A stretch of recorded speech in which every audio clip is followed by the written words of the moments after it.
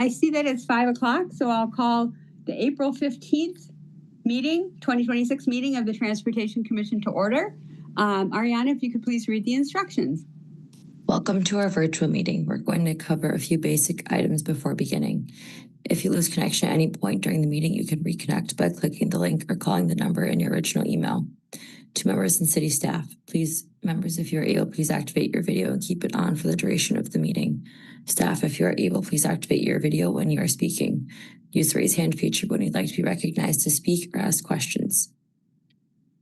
Staff will click raise hand when you're asked a question. The chair will do their best to call on committee members in the order in which hands are raised.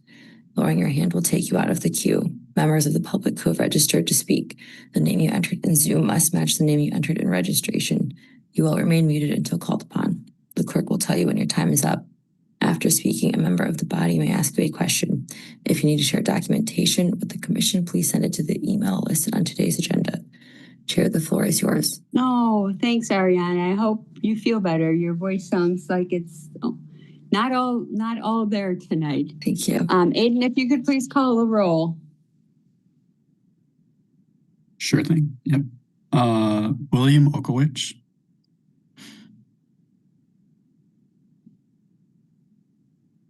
Sean O'Brien. Present. Dina Nina Martinez Rutherford. Don't see. Barbara Harrington McKinney.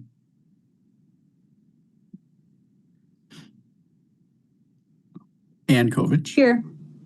Robbie Weber. Can't hear you, Robbie. She's here. Denise Jess. I'm here. Pepe Barros. Here. Chris McCahill. Here. Bill Bremer. Here. Harold Kleems. Here. Kaylee Jameson. She's excused tonight, Aiden. Oh, I'm here. Oh, you are here. I But thought she's you here. asked to be excused tonight, Keely. I must be wrong. Sorry. Not last time, but I'm here today. Okay, great. And Lynn Olson. Present. And I see Alder Okowicz joined us as well.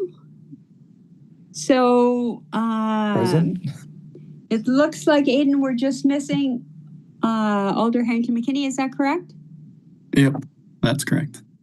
Okay. So, Kaylee, that would mean that you would be able to make motions and vote tonight.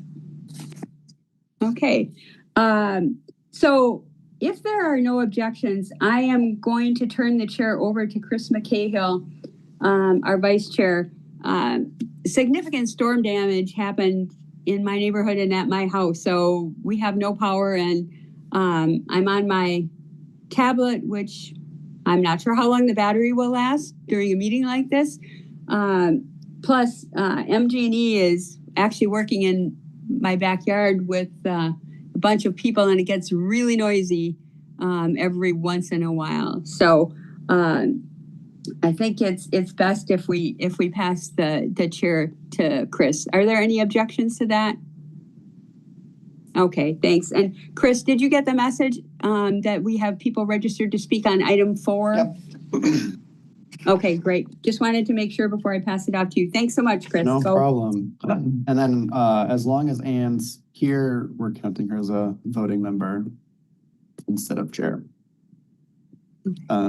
So moving along here, the next thing on the agenda is approval of the minutes from March 18th. Hopefully everybody's had a chance to review those. Be looking for a motion. Harold. Move approval of the minutes. Robbie. Second. Thank you. Is there any discussion? Any objection to a unanimous approval? Great. Consider that passed. Next up, we have public comments for items not on the agenda. I believe we do have someone. We can't hear you all of a sudden, Chris. Is that true? I can hear him.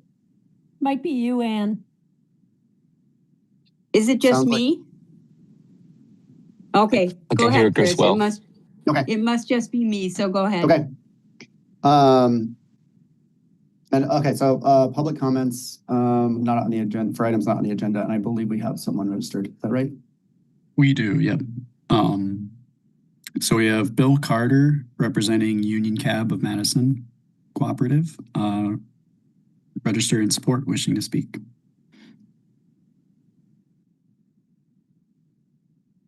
Hi, Bill. Welcome. You can go ahead and speak whenever you're ready, and you have 3 minutes. Okay, can you hear me? You can. Okay, so I'm just going to speak briefly. I'd sent an email. I noticed that's part of the documentation there and concerns of fuel surcharges. As everyone knows, fuel has increased in price in a really short period of time. One of the discussions that is going on at Union Cab is whether we need a fuel surcharge. There was language in the ordinances concerning fuel surcharges from some years ago, and that ordinance is sunset. I believe it's sunset 6 months after it was passed. And basically, we want to know, should we decide to pursue a fuel surcharge, what would be the procedures to get that reinstated? So that's basically it. And I think that question is in my email as well. So I just wanted to, something for people to think about. I realize that you're not going to be able to give me an answer now, but hopefully people could think about that and maybe respond in the near future. Thank you.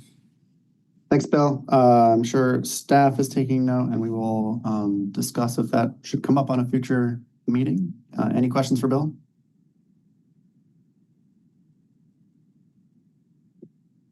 All right.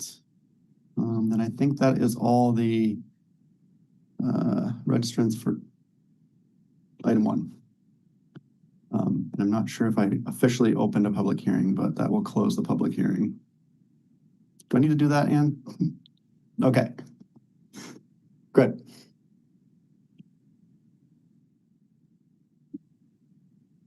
All right. Next up is disclosures and recusals. If any members of the body feel like they should disclose or recuse anything under the city's ethics code, that would be the time.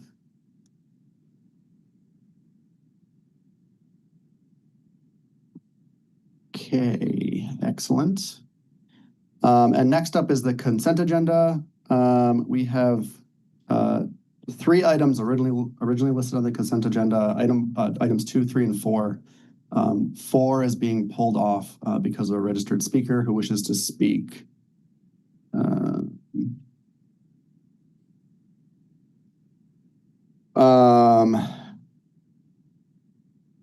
I guess, Aiden, is that still the case? That is the only item that should be pulled off the consent agenda? Correct, yep. We don't have anybody registered for 2 or 3. Great. Any members of the commission would like to pull either items 2 or 3 off of the consent agenda?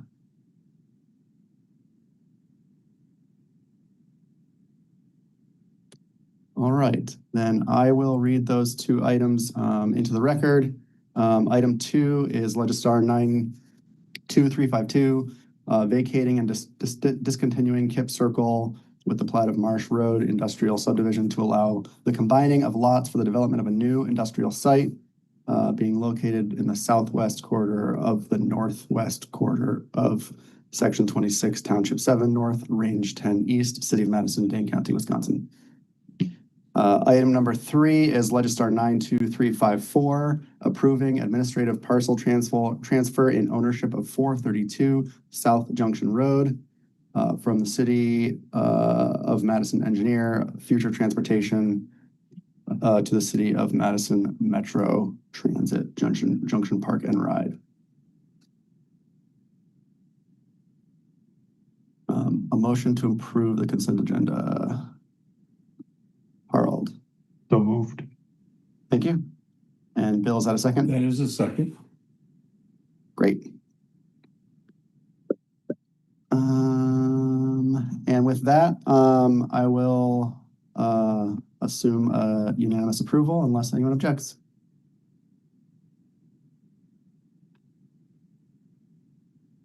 All right, those two items are passed. All right, next up is item 4. Now this was on the consent agenda, so I assume members of the commission had a chance to look through materials, and we probably do not need a presentation from staff. And we can move on to the public comment from the registrant. Anybody wish to hear anything from staff before we do that? Great. Then can we hear from any registrants? So first we have Nicholas Davies of Richard Street, registered opposing and wishing to speak. Yeah, good evening.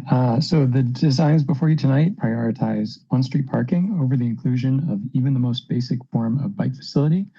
This is a complete capitulation to business group lobbying. It goes against Dane County climate goals, Madison's Vision Zero goal, Madison's modal hierarchy, and what the Complete Green Streets Guide, which is part of Madison ordinance, specifically says should be included on this type of street. This is also worse for emergency vehicles, since a bike facility is something that vehicles could pull into during an emergency situation, while that is not the case for an occupied parking space. In the intervening weeks, there has been no update to Madison's written ordinance to account for the discrepancy between that ordinance and the decisions that the city is actually making. This creates a situation where city residents have no idea what to expect when the city reconstructs other community main streets in future. When Willie Street is next reconstructed, it sounds like we'll be facing a 1990s style process of decision-making by a tug of war to determine whether cyclists will be included in the right-of-way at all. This is a huge step backwards, and it's so hard to understand given how many good decisions the commission has made elsewhere. Given that prioritizing parking was unsuccessful in netting additional sidewalk space, I urge you to direct staff to make the minimal adjustments needed in order to include a bike facility rather than a handful of parking spaces that will only serve a handful of people per hour. Given the fire department's arbitrary mandate of 28 feet curb to curb, it would not be difficult at all to include bike lanes in each direction or a compact bidirectional bike facility with a low mountable curb. Thank you. Thanks, Nick. We appreciate you coming out. Are there any other registrants, Aiden? Yes, there are several. So next we have Paul Bailey of South Seago Road, opposes and wishes to speak. Paul? Hi. You there? All right, go ahead. I actually registered to speak for the first item, but I think I can cover everything just in this one item. So looking at the Madison General Ordinance that regards Transportation Commission, it appears to say that the Transportation Commission both has to approve geometry and separately approve variations from Complete Green Streets. I don't see how you can do that when you haven't enumerated them. The city didn't enumerate them. And I don't understand how if you pass this, you will have actually approved this geometry since it is out of compliance with CGS in many ways. I would encourage you to, before you pass it, enumerate them at least verbally and provide reasons for not being in compliance with Complete Green Streets. And part of this is just, being honest with what this body is doing and what the city is doing in terms of how it does design. Right now, you can say, oh, we have this document, it suggests good designs, and then not follow it. And I think just in terms of, documenting this process, making it more like what you're actually doing, I think essentially documenting every time you grant an exception to it. For example, loading should not be happening on Regent. That's against the CGS guidelines. The parking should not be prioritized, on and on. So my request is that you follow MGO before approving this. Thank you. Thank you, Paul. And while we're waiting for the next registration, I should say to those who are registered, the commission will have a chance to ask you any questions after we hear from everyone. So hang around in case that's the case. So next we have James Kreft of Fish Hatchery Road poses and wishes to speak.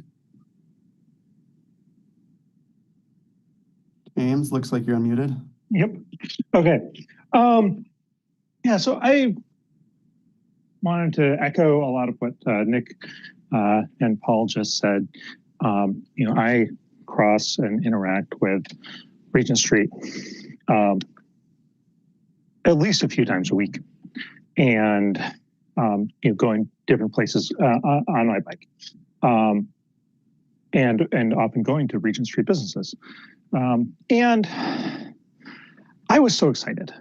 I thought, we had Vision Zero, we had complete green streets, we had our traffic engineering was making announcements about and saying things that are really, really good. And this was the first opportunity where it's like, all right, we're doing all these things are on the books. What can Madison actually do to think about for the next 30 years, building a space for people, building a space that's not just about moving cars and storing cars? We even hired, consultants like Tool, who are well known for people-centered, safe systems design. And at this point, we're at pretty mediocre designs. We're actually widening a chunk of the road, making it 5 lanes.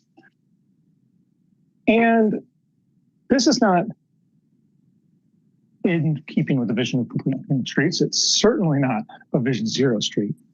It's not building for the hundreds, if not thousands of additional people that are either have been added to the street in the last 10 years or in new units or planned units or ones that are certainly going to come. And so I'm asking the city the commission to reject this plan, ask traffic engineering, and who should be really transportation engineering, to do better and to focus on people and safe systems and what Madison could be instead of what it has been in the past. Thank you. Thank you, Jim.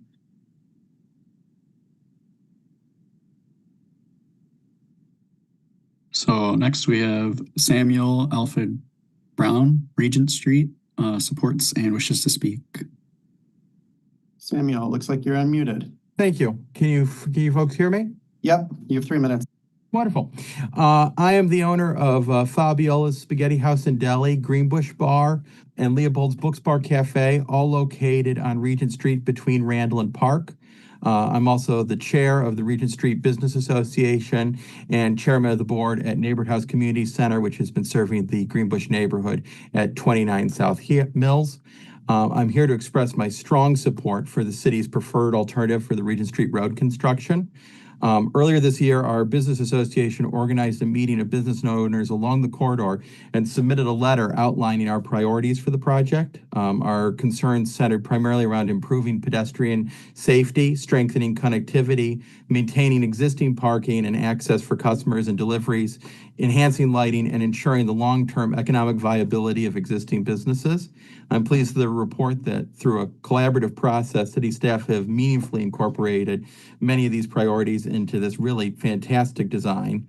In particular, the plan improves pedestrian crossings and safety, strengthens connections with the neighborhood and with the Southwest Commuter Trail, maintains valuable street parking necessary for a vibrant commercial district, and thoughtfully balances the needs of motorists, pedestrians, and cyclists. I'd like to recognize everyone at the city, Tom Moore with Traffic Engineering and their staff for their consistent engagement with us. Their willingness to listen, adjust, and communicate has built confidence amongst all of our members. And we're happy that this project not only modernizes Regent Street, but makes it safer and more vibrant place to live, visit, and operate a business. The preferred alternative enjoys broad support amongst the businesses and neighborhood residents, and has strong support from local elected officials along the corridor. I believe that the proposed design represents a careful and successful balance between safety and improvements and practical access needs that allows small businesses like my own to survive and thrive. So I would strongly encourage the Transportation Commission to adopt this plan as is. Thank you, Samuel. Next, we have Matt Fair of Arden Lane and representing UW Health, registered in support and wishes to speak. Matt, it looks Can like you hear me? you're with us. Yep. Great. Good afternoon or good evening, everyone. My name is Matt Fair, and I'm here on behalf of UW Health, where I serve as the Program Director of Local Government Relations. Excuse me. I'll be quick because I know I testified at your last meeting when you took this up. I guess that was 2 months ago. And I know there was also a robust conversation then. But I just want to voice our support, UW Health, strong support for the city's preferred alternative of the Regent Street redesign.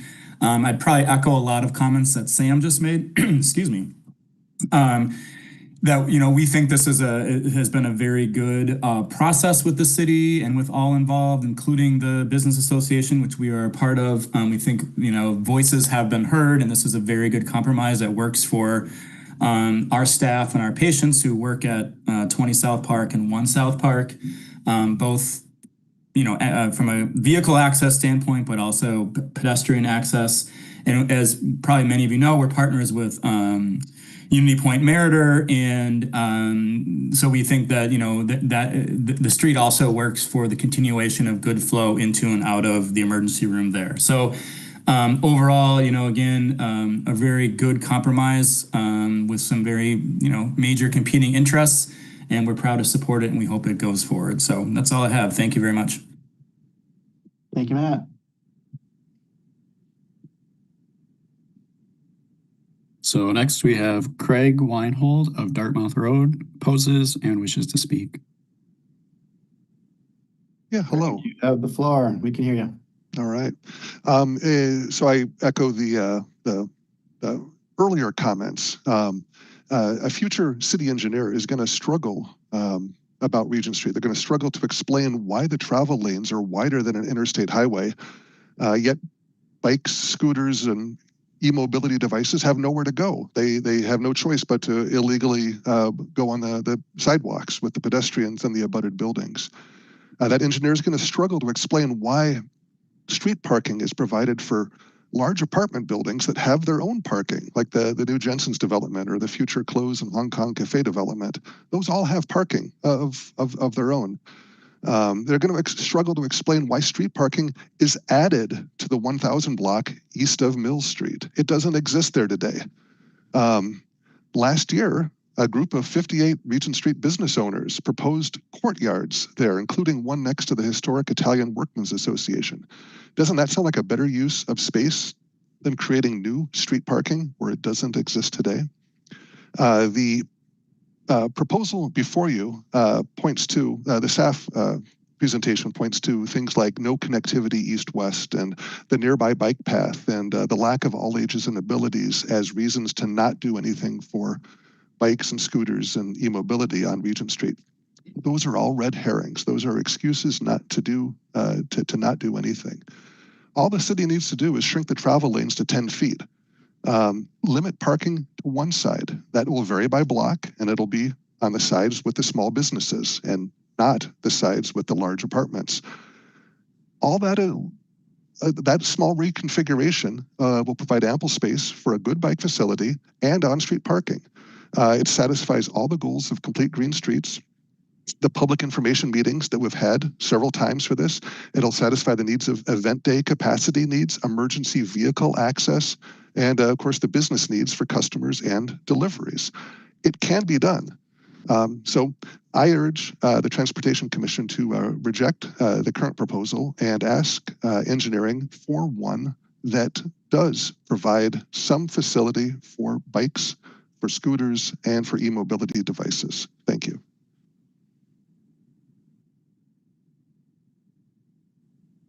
Thanks. Meeting, are there So more? next we have Jim Wilson of Fordham Avenue, registered in support and wishes to speak. Hey, Jim, looks like you're there. Hi, thanks. I wrote in some comments, but I'll just want to touch on a few of the following kind of minor suggestions for staff. The first one is with the Orchard Street contraflow lane. The current design shows it extending from Regent to the southwest path. Currently, there is a contraflow lane from Spring Street up to Dayton Street, and I would just like to see that path or that contraflow lane connect along the entirety of Orchard Street. Just a minor thing for the design, but just want to make sure that doesn't get missed. The second thing is regarding the Regent Street lane width. I do understand where I believe it's the 26-foot street width comes from, and that's kind of the minimum they could get it in terms of lane width. I was going to suggest maybe some striping that narrows the lane a little bit with some paint. Not, some people's ideal, but I think it could go a long way towards calming traffic while allowing that same width for emergency vehicles. And then lastly, I wanted to comment that people currently use Regent Street to bike along it, going from businesses to side streets and even businesses to businesses. And so if we're not going to include something like bike lanes along Regent Street, we have to design at least a sidewalk space that can allow safe riding at lower speeds. But we can't just say, oh, there's a nice regional path a couple blocks away and leave it at that. And with that, those are my comments. Thank you. Thank you, Jim. So next we have Laura Gunlock Hyman of South Mill Street supports and wishes to speak. Hi, thanks for having me. My name is Laura Gunlock Hyman, and I'm writing to express support for the proposed Regent Street plan. As executive director of Neighborhood House Community Center, which was Madison's first and oldest community center located just a block off Regent on Mill Street, I see every day how critical Regent Street is for people traveling across the city, and it is a key access point for many of the individuals and families we serve. Neighborhood House serves a diverse population, including college students, longtime neighborhood residents, older adults, individuals and families from diverse income levels, and individuals from all across Madison and Dane County. Our participants rely on a variety of transportation methods, including walking, biking, public transit, and driving. It is essential that Regent Street works safely and effectively for all of these diverse users. The proposed plan prioritizes safety, accessibility, and thoughtful design. These improvements will make a meaningful difference not only for Neighborhood House users, but also the broader Madison community, and I strongly support the Regent Street plan. Thank you. Thank you, Laura.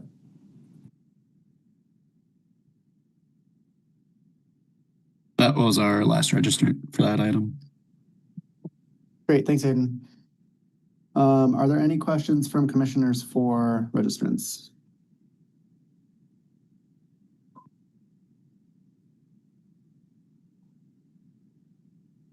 Okay, then we can move on to any questions for staff or discussion on the item.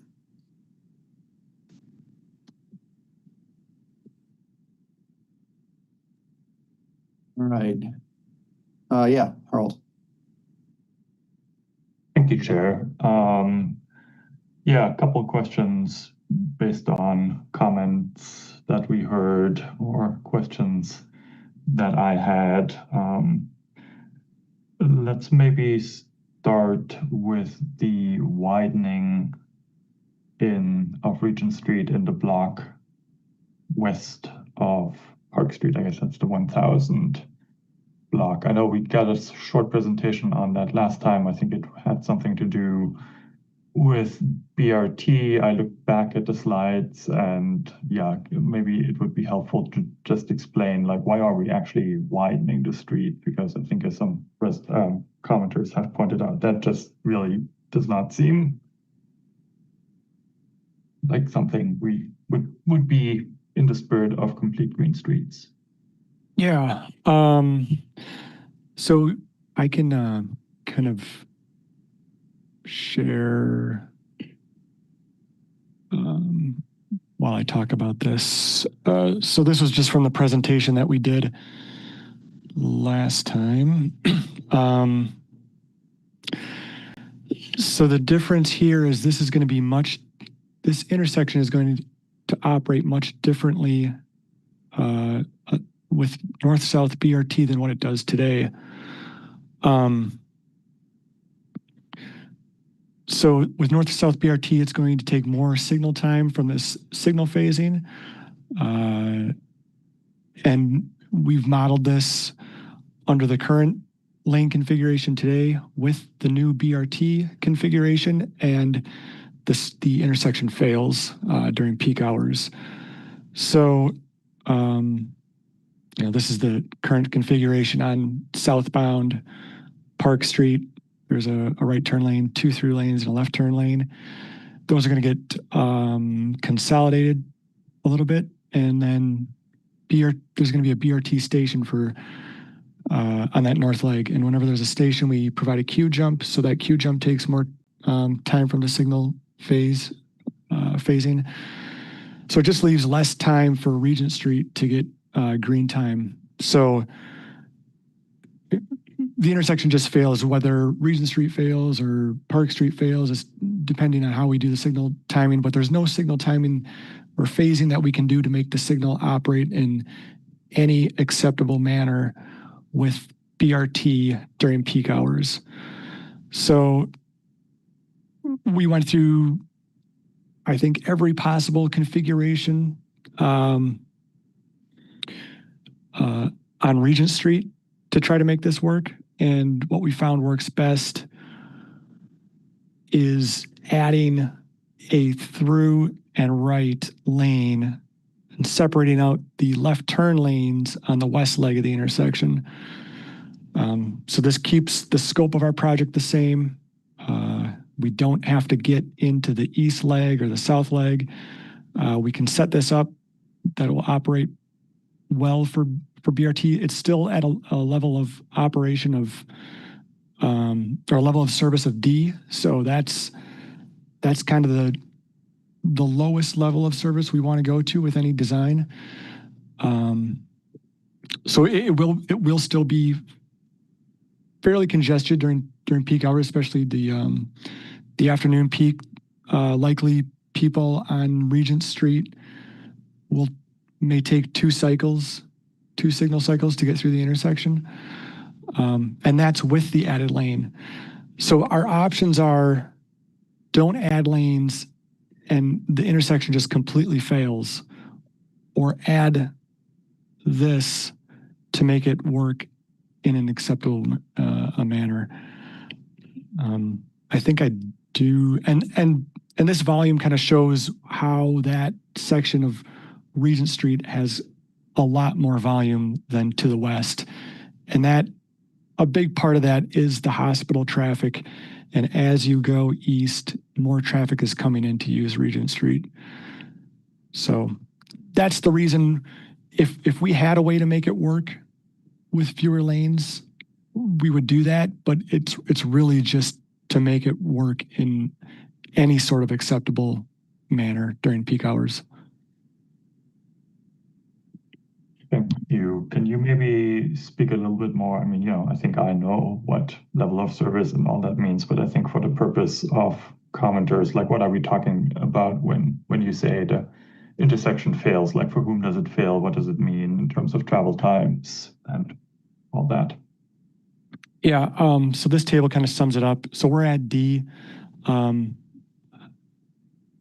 If I remember right, this goes to F. That means, without the lane, that means queues are going to extend through intersections. You kind of get that gridlock effect where people are blocking intersections. Then the other direction of traffic isn't able to go.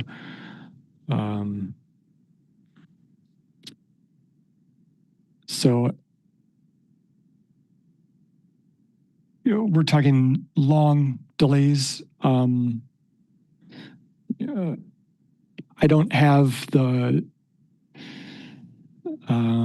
actual travel delay that this modeled at, but when things get to that F, the modeling becomes very unreliable because queues can get so big.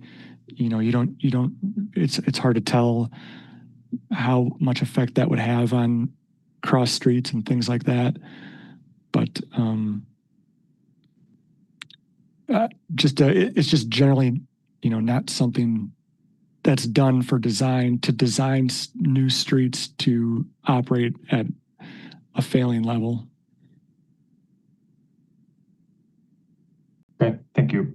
And then the other question, I think at least one commenter, maybe multiple commenters brought up this. So, one of the proposed designs previously was having an on-street bike facility and car parking or loading spaces on both sides. I think one commenter suggested, well, what if there were parking on one side? Does that create additional space for a bike facility, while also, one of the reasons you rejected the design with parking and on-street bike lanes was that that would lead to there not being additional pedestrian space. But did you draft up a design that had on-street parking on one side, and what does that allow you to do in terms of bike facilities?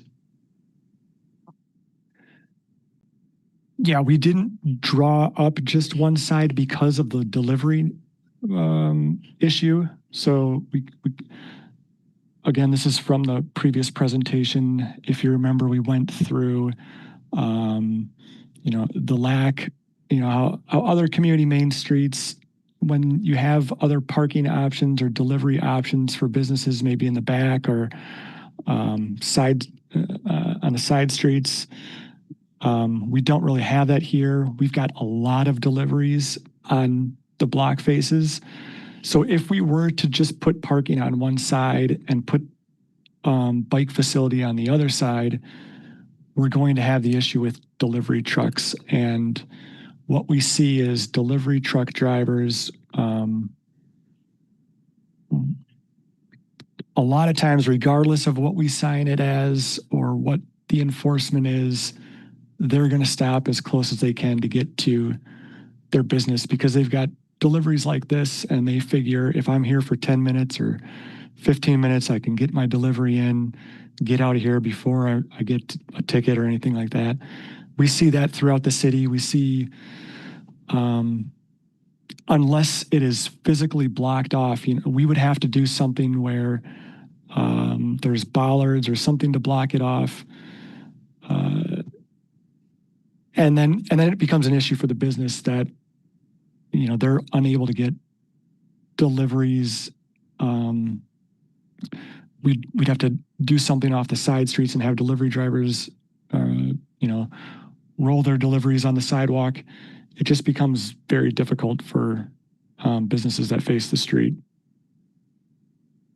Yeah, I think that's how the Complete Green Streets Guide sets that as an option, that we create delivery zones at the intersections on the cross streets. Sounds right, yeah. And then, sorry, I had one more. Yeah, the point about, and I think we briefly talked about this last time, but like this adding of parking spaces in places where there currently is no parking or where there is new development, mostly residential. I think this was at Plan Commission earlier this week, if I'm not mistaken, like the 11 and 1113 development, where the developer is asking for not any commercial to be included.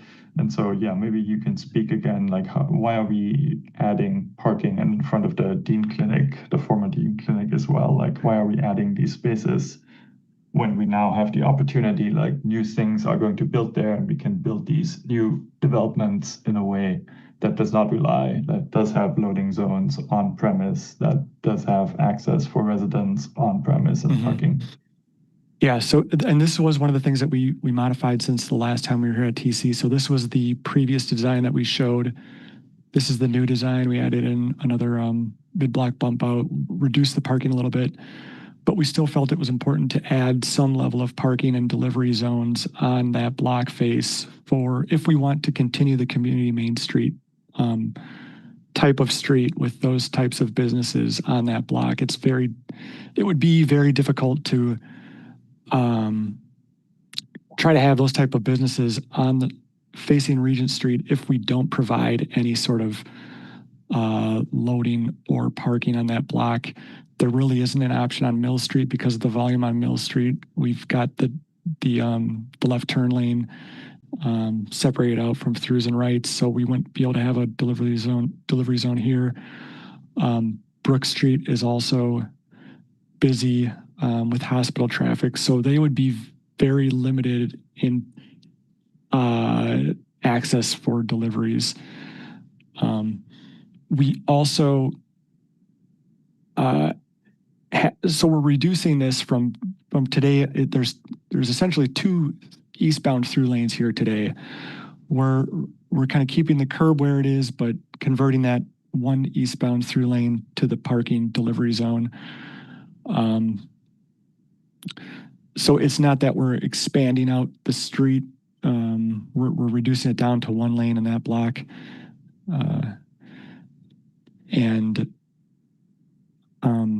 This kind of sets up for new development. When new development comes in here, we can look into a sidewalk easement to expand this out further. But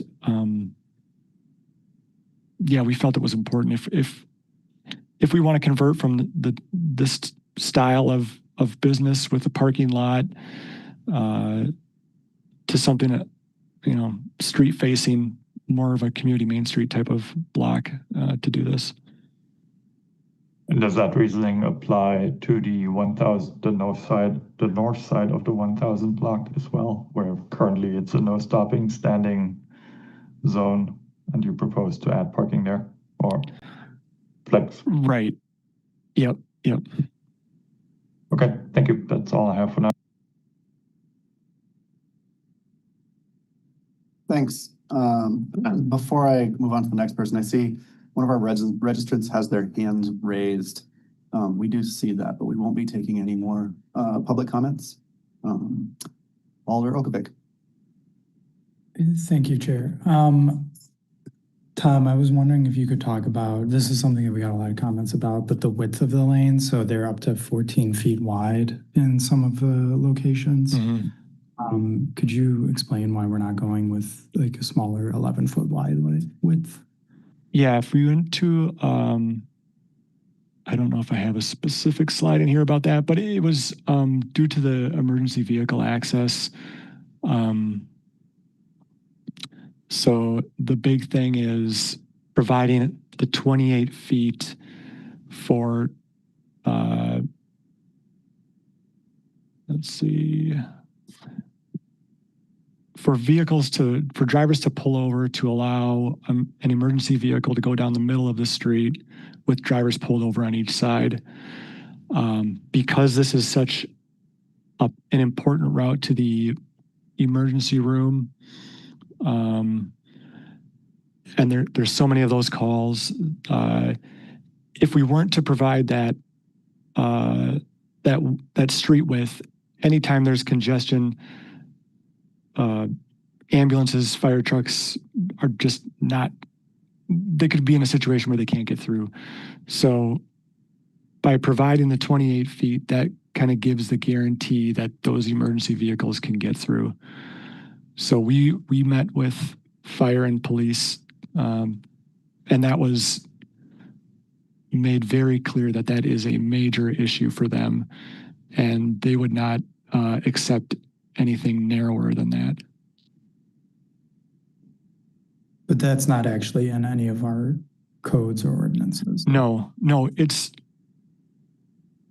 not something that applies to all streets broadly. Regent Street is in a unique location that it's a major east-west route and one of the only ones that goes to the hospital. And I think I might have had sorry, I'm not finding it here, but but that emergency room serves the entire Midtown Police District. So any calls there that need to go to an emergency room uses Regent Street. So because it's so heavily used for that reason, that was the concern. We kind of look at these things on a case-by-case basis because Madison's pretty unique in, just the geography and geometry of, the street layout. So yeah, we don't have a broad policy on minimum street widths for emergency vehicles. Okay. I guess I'm just struggling with that because it's not written down anywhere. And we have roads like Gorham, Johnson in my district that are, much narrower lanes. But still manage to make it work. Yeah, I think it's because the hospital is right there.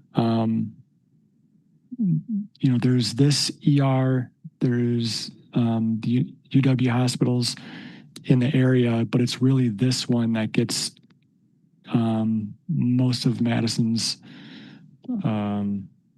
transports. So I would just say that Regent Street is a unique street in that sense, in that where it's located, the importance of emergency vehicles for those routes, and the fact that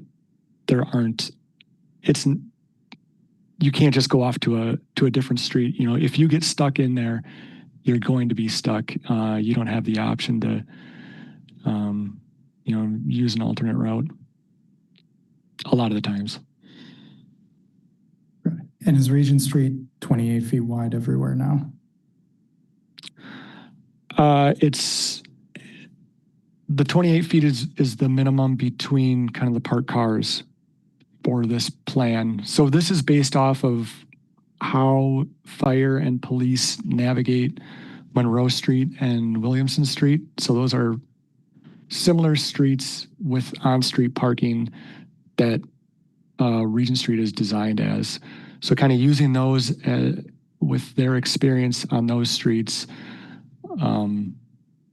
that's how we came up with this design and these dimensions. Okay. I'll just leave it there. Thanks, Tom.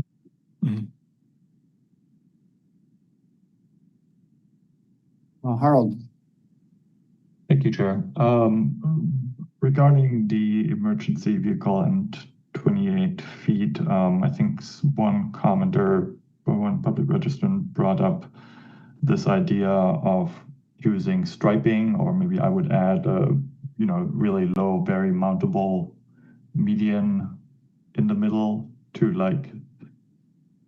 as some people have pointed out, 14 feet, that's wider than a freeway lane. And so what can we do if we accept this, which I'm not very whatever, but how can we still make the street look as if it had 10, 11 feet lane? And so I'm thinking, hatched markings in the middle you have 10 or 10 and a half foot lanes, but obviously emergency vehicles can easily drive over road markings. They can probably also easily drive over a very low concrete median. We have some of those, I think, in some places where you hardly feel going over them, but yet they make the street look much narrower. Is that an option?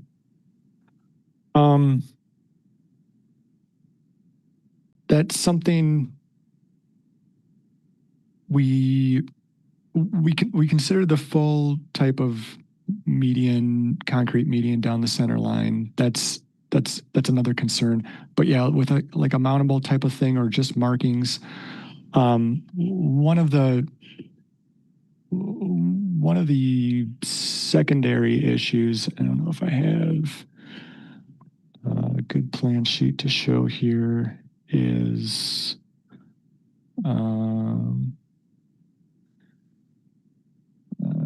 let's see here. Oh, I've got one here. Let's see if you can see this. So these dimensions here. So we've got 14 and 7. So that's 21 feet from the face of curb to the center line. That's kind of a critical dimension as well for just a high volume of traffic adjacent to a parked car. I think we talked about this at the previous meeting as well. Once you start going down below that for a travel lane next to a parked car, things get very narrow. You start to have issues with people's mirrors getting taken off. A comparison to this is East Johnson Street. We've got locations where it's 20 feet and it might go down as low as 19 feet, but then we do have issues with drivers taking off mirrors and it's just very tight for traffic next to those parked cars. And part of the community Main Street is there's going to be a high turnover of parking. So we want to be able to provide people space to get out and get into their vehicle, especially in this scenario on Regent Street, where what this is going to look like midday is pretty much a solid line of traffic. There's going to be very few gaps. So once you start getting narrower than this, anyone that's in their vehicle tend to need or want to wait for a gap in traffic in order to open their door to get out. If we have a solid line of traffic narrower than what we're showing here, it's going to be very difficult to get in and out of your vehicle between traffic because you're going to be right there. You know, the drivers are going to be right next to the parked cars. So we felt that this design is a good compromise to go down to the 2 lanes, but still provide enough space for both emergency vehicles and for people to have an open car door. So any other place where we have, like the East Johnson example, there are parked cars there. It is narrow next to the travel lane, but the parked cars there tend to be there for hours at a time or days. You know, it's longer term parking than what's going to be here on Regent Street. We're looking at, especially today with it's very high turnover. So we expect that to continue. And today there are more gaps in traffic during the peak hours because of the 2 lanes. There's going to be fewer gaps under this scenario. So we could, we could mark something out that tightens this a little bit, but I think what would end up happening is regardless of how you mark it, people are going to drive it the same way. As drivers are going through parked vehicles on a community Main Street like this, they tend to shy away. They like to be at least 3 feet away from those vehicles. So I don't know that any sort of marking would really make a meaningful difference to how it operates. Okay, yeah, sounds like you would almost need a buffered parking lane analogy to the buffered bike lane. But I mean, marking is something that we can experiment with as much as we want to at relatively low cost. So it might be worth trying some different options. Okay. Alder Olkovich. I was just going to bring up something Harold brought up, which is you can just put the hash marks near where the parked cars are and get the same effect of narrowing the lanes without. Yeah. Yep. And so, yeah, I would encourage you to do that because 14 feet is very wide for a Main Street. And I don't think it would be acceptable on any other street. It's really just because of this exception for the emergency vehicles. But yeah, I would think either, or even something like raising the parking up an inch on a concrete pad so that it's similar to having like a mountable median. Anything to make it feel like it's a little bit narrower without actually impeding any of the emergency vehicles. Yeah, we did mention that last time too about the level of parking. That's something we're going to look at during the design process. I think we showed what sorry, this one. We showed what parking looks like. Oh, I thought we did. Oh yeah, right here. On University Avenue, we kind of have that type of feel where it's kind of like a curb halfway up and then another curb next to the parking. So things like that, we're not sure how they work with the grades, but that's something we're getting into with the design process.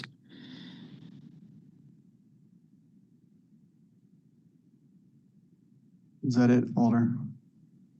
Denise. Yeah, thanks, Chris. Tom, how do you think about driver behavior when Regent Street isn't busy? Because Regent Street is busy, but it's not always busy. So, evenings, weekends, when it's not a game day, at night, and now we've got giant lanes, and just knowing driver behavior, wider lanes says go fast. And then we've got students, pedestrians crossing. I'm really concerned about driver behavior, wide lanes, dark, and pedestrians, and that really frightening combination. So what kind of conversations have you had about the wide lanes when the street's not busy? Yeah, I would just say in comparison to today, it will be tighter than what it is today. So today, the street is 48 feet wide, so 24 on each side. So with a parked vehicle, we're looking at from center line to parked vehicle about 16 feet, 16, 17 feet. So it will be about 2 to 3 feet narrower when you're considering center line to parked vehicle. So I would expect it to operate, similar to today or better than today.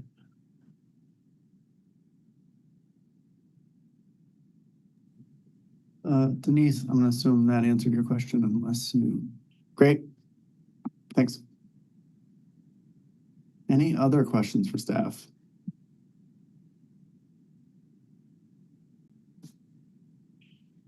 All right. We are looking for a motion for approval, and I know staff has gotten some feedback on things to look at. So I guess I'm wondering if Tom, do you feel like you can address those things with approval of the current design? Yeah. So the feedback that we're receiving tonight. Yeah. Yeah. We feel confident in that. Yep. In that case, I'd be looking for a motion unless Harold. Yeah, can we as commissioners maybe get an understanding of which parts of the proposal will be fixed, what is still moving, because are the exact locations of all the loading and parking zones and the number of them, is that going to be part of the approval? And yeah, the tree locations, how many trees there will be, what are we approving here? Yeah, thanks, Harold. And also, Tom, we're looking to approve the geometry, so maybe clarifying what that includes and where you see that you can address things. Yeah. Sure. I think we're looking at approving the general cross-section. I don't know that we need to get down to the level of specific dimensions. I suppose you could do that. But I think some of the key things are, we're removing the peak hour lanes. We're going down to one lane in each direction with left turn lanes. between Randall and Brooks, and then widening out from Brooks to Park. We're providing the on-street parking and loading zones. We are not providing bike lanes on Regent Street. We're adding in the bike connections on the side streets.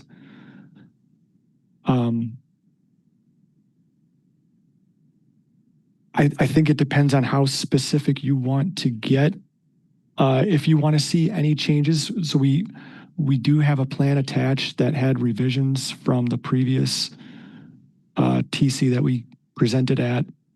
I think if there were things that you wanted to see differently than what is shown in that plan, maybe call those out specifically and we can discuss those changes.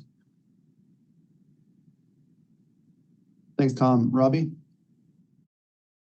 Yeah, I hope it's okay that I had either a couple of comments or questions. This might be sort of veering into discussion, but before we make a motion, Harold had reminded me of a couple of things. I think one of the slides said that because of the power lines, you wouldn't be able to put trees on the north side, and because of the sewer box, you wouldn't be able to put trees on the south side. But I'm curious about that because I know that on my street, we do have shorter trees that are under power lines. We haven't, Harold mentioned the trees, and I think that was one of the things that we had heard from at least some people that, there's no tree canopy at all on this street. I mean, it does make it very stark.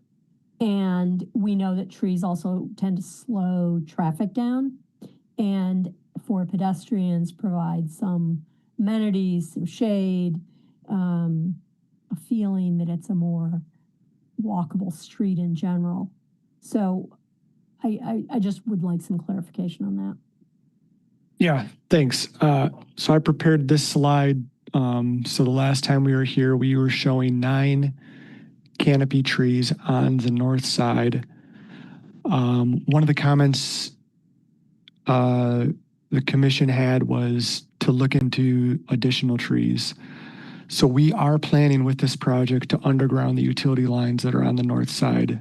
And that opens up the option for trees on the north side. The south side, I think we're still in the same situation with the storm box that's right underneath the pavement that won't allow for trees.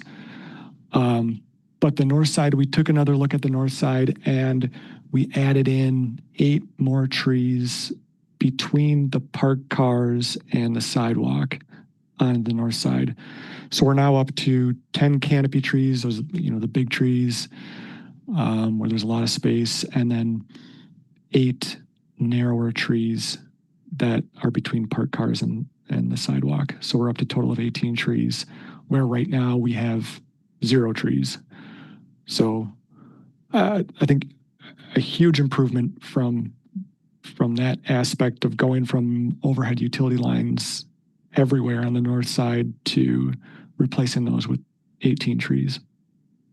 Okay. I must have just misinterpreted one of the slides. I'm glad to hear that you're going to underground the lines, which would bring in the possibility of putting some trees in. So the other thing that you mentioned, it sort of made me think a little bit was, we've talked about how because we don't have any bike facilities here, access to the businesses can be difficult because if you have to get to the other side of the street or if you need to double back because you miscalculated where the business was on the street, you need to cross the street maybe twice to get back and forth to businesses.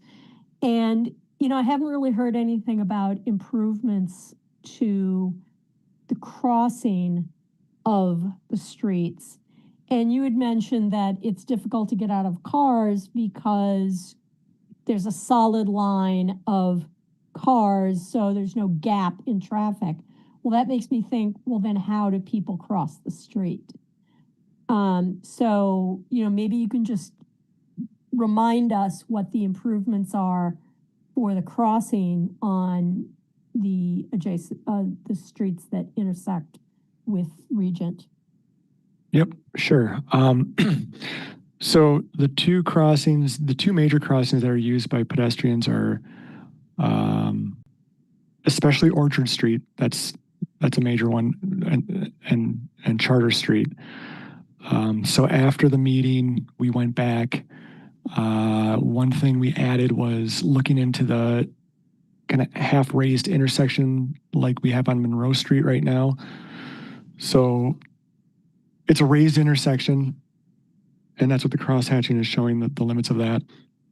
It's not completely raised all the way up to the full height of the curb, but it's kind of half raised, and that's what we have on Monroe Street. We think it should work. If we're able to make the grades work and the drainage work and everything, it should work better on Monroe Street because Monroe Street is flatter. I'm sorry, Regent Street is flatter than what Monroe Street is. Kind of when you're at on a grade, it doesn't have the same effect. So we're hopeful we can do this. We're going to look at that during the final design at both of these intersections. We are also adding, there's an existing RFB at Orchard Street. We're adding push buttons on all four corners. So regardless of where you are on Orchard Street, you can push the RFB and have traffic yield to cross. Additionally, on Orchard Street, I think I just show this one here. One of the comments last time was to reduce the corner radii. We did that. So this is what we showed last time, and this is what we changed it to. So you can see the radii tightened, especially on the east side. We also, at every intersection, have pulled the crosswalks back farther away from the intersection. So we're getting out of the radius to get a little bit further back. So this was, this is Charter Street. So this is before, and this is after. You can see how the radius especially on the east side, well, kind of all over, have changed. We went back again with our turning templates for an SU30 vehicle and tightened these up as much as possible at every intersection. Another thing we did, I think, let me see here. So this one kind of shows how we pulled the crosswalks back. This is at Mills Street, pulling the crosswalks back, pulling the stop bars back. It shortens the pedestrian crossings, and then we also like to do that because turning vehicles have less of a chance of taking out our signal infrastructure. We can pull that back away from the intersection. So those were, and actually one more thing about the pedestrian improvements. We also are planning to add fully raised crosswalks at Coyne Court and Brook Street. So I think that is everything that we did for pedestrians. We also tightened up a little bit on Randall Avenue. We're expanded to this entire intersection will be completely redone with the signals and pedestrian ramps and crosswalks. Again, pulled this back a little bit to shorten up those crosswalks and make it easier for crossings. Okay. Well, that is great for the pedestrians. I do want to point out that it doesn't really help bicyclists get across. And so again, if you're trying to access a business to avoid going too far out of your way, you want to be able to easily cross at all the streets. And if there's no gap in traffic, and you don't want to shimmy over to the button for the pedestrians while you're on your bike, that leaves really only crossing at the lights, which is then a fairly large detour if you're on your bicycle and you are trying to get between businesses on Regent Street. So I just want to again point out that because we decided not to put bike lanes on Regent Street, we are going to make it difficult for bicyclists to access businesses. So that was sort of my point with the crossings there. If you want to get off your bike, go over, press the button, and then get back on your bike into the street so that you can get across, so that then you can go to a parallel street and then come back down to Regent Street. Yeah, you can do it, but it's not very friendly to getting to the businesses. So the third thing I wanted to mention, and I was going to leave this to discussion, but perhaps I should bring it up now, is that, you know, over the years, and I am taking a rather long view of this, I have heard personally that we can't do some kind of traffic calming or improvements in safety for users other than drivers because of the need for emergency response routes. But as far as I know, the city does not have a good map of where those emergency response routes are. So we get kind of blindsided by trying to put in my neighborhood, it was speed tables, and we were told, no, the ambulance needs to use that. I don't think it's a great access to University Hospital, but that's what we were told. But we don't have a map of where these primary response routes are. And perhaps that is something that we need so that we know ahead of time where we're going to run into problems.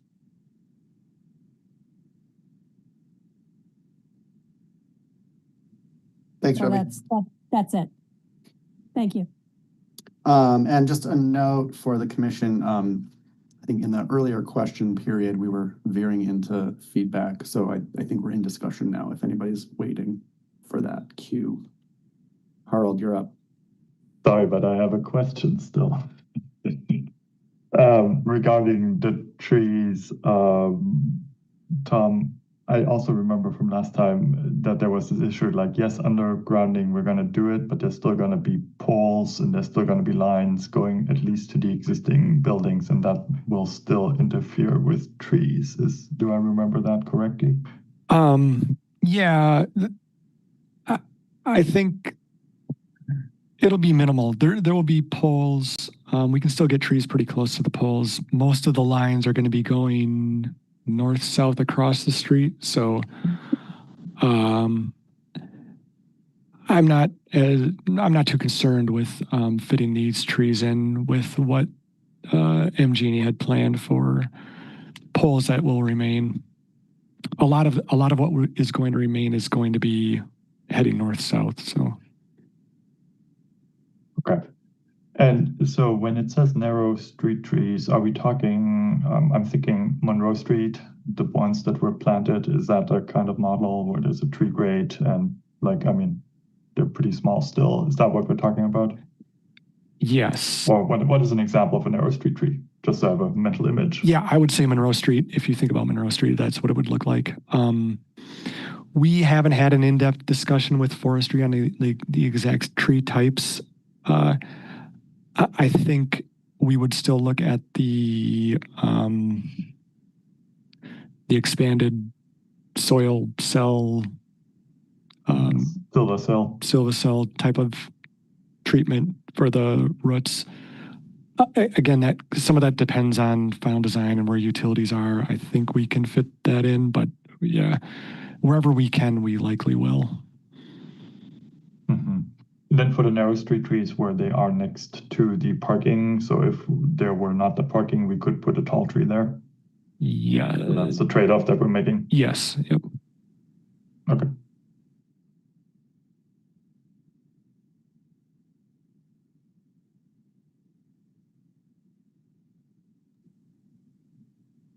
If there's no more discussion, I think we'd be looking for a motion.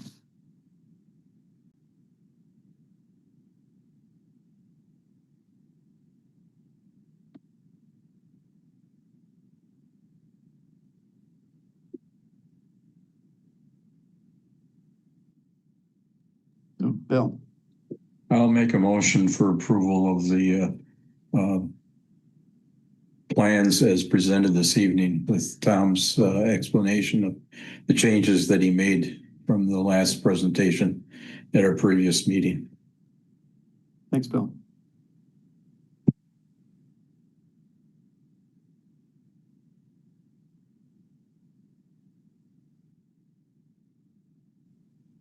Anne, I'll second that motion.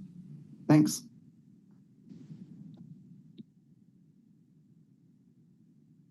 Bill, I assume you spoke to your motion plenty. Go ahead. Sure, and I think, you know, this is a project that has taken a lot of good thought, and I appreciate your concerns that not everybody is completely happy, and but I think really I want to appreciate the businesses on that street that they have come together and worked with the city and what are some of the compromises they had to make, but coming to a conclusion that I think is going to be good for pedestrians as well as the businesses along that street. Thanks. Harold. Yeah, I have a really hard time here. I think, you know, looking back at the public input process where we had a survey with, I think, over 1,000 people responding who put street parking at the very bottom of the priorities. We have the complete Green Streets Guide, which I think my conclusion is, based on what I'm hearing, like for the community main street, it absolutely, we're not doing anything related. This has nothing to do with the emergency vehicles. I think what's written in the complete Green Streets Guide about the community main street with 10-foot lanes, with parking on the side streets, with including a bike facility, we're seeing that seems to be falling apart, and where we're actively making an argument that even, you know, as I think I said last time, you have an existing business that's built on street delivery, so I can kind of be like, yeah, I get that. That would be a big disruption. But I think what I'm heard Tom say now is that even when when buildings get redeveloped for community main street, we still see that need. There has to be on-street parking. There has to be loading zones. And I'm not sure if I disagree with that, but that's not what's written in the complete Green Streets Guide. And so I very much understand the comments that we've heard that, like, what's the point of complete green streets if we're approving a design that deviates from it in so many different ways? And so, yeah, I feel a little bit stuck here. I hear a lot of the arguments, and it's always possible to come up, you know, the street design will fail, therefore we need to add a lane. I'm not sure if I'm convinced by that. I think when we talked about Willie Street and the removal of the rush hour lane, there was this perception that, like, no, it's never going to work. Seems to be doing just fine. I think there are many other examples where the model showed we're going to have level of service F, and whether we should care about that is a separate question. And so, I mean, that block to me is the biggest failure for community main street, where we have 5 lanes of traffic, including turn lanes where we have really wide crossing distances. That's not a community main street to me. That's a safety issue for me.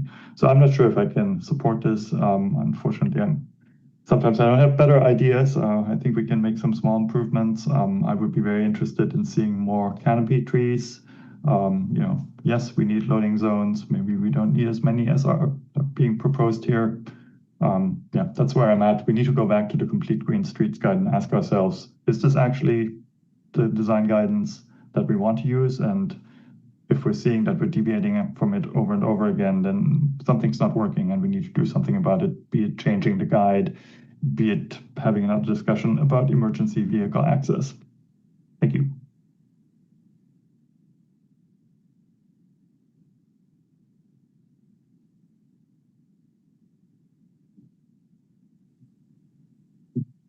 there's no other discussion, I think we'll move to a vote. I'm gonna go ahead and do a roll call vote in this case, I think. By my count, Kaylee, you're still voting. Anne will be voting, and I will only vote in the case of a tiebreaker. So Aiden, can you call the roll?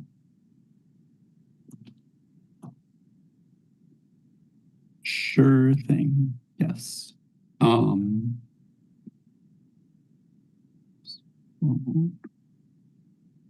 Start with William Okowicz, Yes. Sean O'Brien, Yes. Dean Anita Martinez Rutherford, Yes. Ann Kovich, Yes.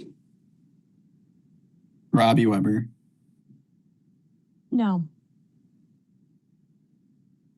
Denise Chess, A reluctant no. Pepe Barros, No. Bill Bremer, Yes. Harold Clemes, Nope.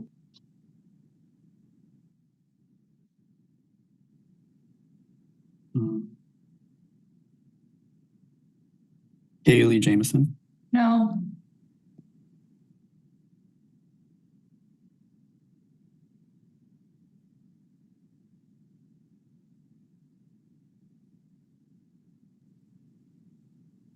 so Chris McCahill, I think it comes to you. I believe it's 5 and 5. Thanks for keeping track. I'm a yes. 3, 4.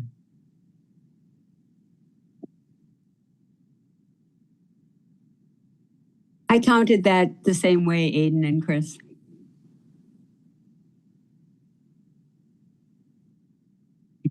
That would make it 6 yeses and 5 nos. So the motion passes.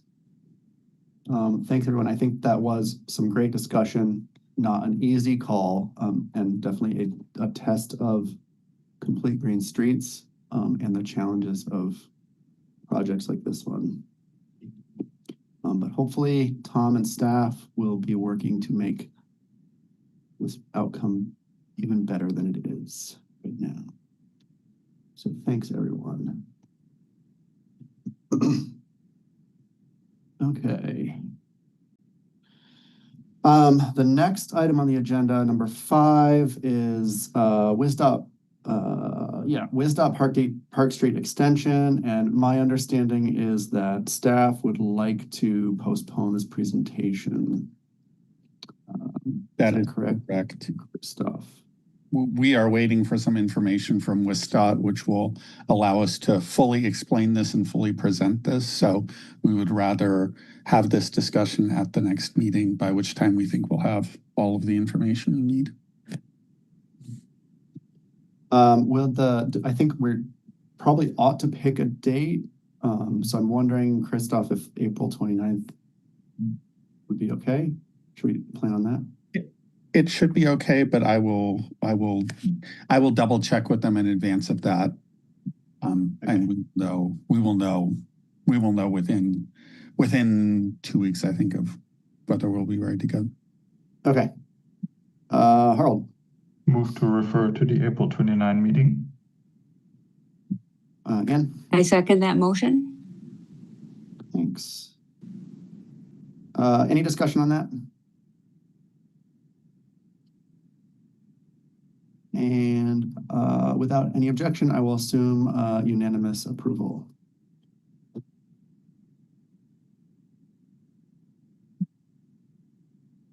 All right.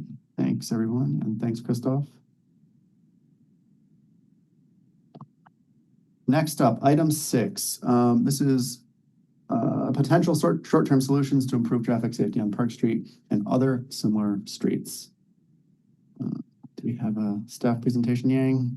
Thank you, Chris. We do. As I put up the slides, Christoph, do you mind getting us kicked off? Sure. So this is our follow-up to the various discussions we've had on Park Street, which really we heard from a lot of people, the public and transportation and committee members alike, that we need some more solutions here. And as we've looked at that, our conclusion has been this isn't just a Park Street problem, it is a problem on a lot of high traffic arterials across the city. So what we're coming to you today is the TE team's look at what options do we have, what things can we do now, and a series of things we should experiment with to see how well they work. And if they work well, we can roll those out across the city on streets like Park Street. And with that, I can hand it to Yang. Okay, thank you, Christoph. Before we dive into Park Street, I want to say that we look into every crash. We are serious about each incident happening on our street, and we care about the safety of every road users of ours. And for some of the really high impact crashes, such as fatalities, we also provide a rapid response, from a traffic engineering team. When this type of crash happens, we verify traffic control immediately. I do want to say that I'm really blessed with very capable, very dedicated staff. For the many years I've been here, consistently, staff has doing the work at a very high standards. So we typically meet the national standards by a high margin. But we do still want to verify traffic control on at each location once this happen, and just to make sure. And we also go out, assemble a quick response team of experienced engineers, planners. We go out to do a field visit. So the team basically, turn over every stone, looking for, any possible improvements that we can do. Also, we try to, if at all possible, we try to simulate the condition when the crash happened, so that we make sure that we don't miss anything that there might be a special factor, but might be noticed, at all times. We review past crash history, dig into the data to identify any patterns, to see any developing trends, and really trying to be proactive. And we collaborate with police very closely during the investigation process. We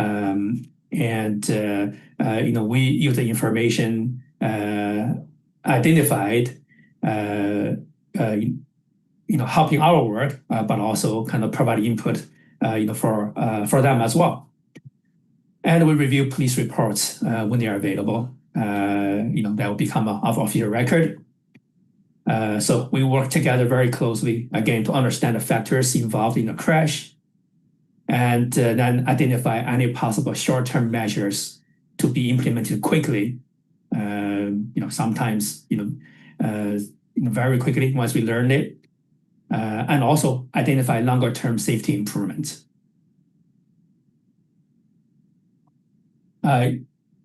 For Park Street, we want to report back that what we found so far, and things we are coming to improve, and also we'll talk about as Christoph mentioned, some of the things that we're not sure, but we want to be open-minded and we want to experiment. As you all know, that we already made quite a few improvements on Park Street, such as Muni Refuge. We installed rectangular rapid flashing beacons, high visibility crosswalk. pedestrian crossing signage. We also lowered the speed limit to 25 miles per hour. So we already made those improvements in the last few years. But unfortunately, that was not able to prevent this crash. And after we learned that the speeding was a major factor during the February 5th crash that killed our community member Sasha, we went out right away and add flags to those speed limit signs along the whole corridor to remind the drivers to slow down. We also look into our budget, and we will be refresh crosswalk markings over there to make them more visible. We will also be adding Boston markings in Boston. One of the things we noticed is that people actually use some drivers use the Boston to bypass vehicles stop at intersections. So we want to be more clear. Those are bus-only lanes. And we will be adding yield to pedestrian signage. We'll also be, you will see this in our Safe Streets Madison request soon. We'll be adding a request for overhead driver feedback signs to the list for Park Street.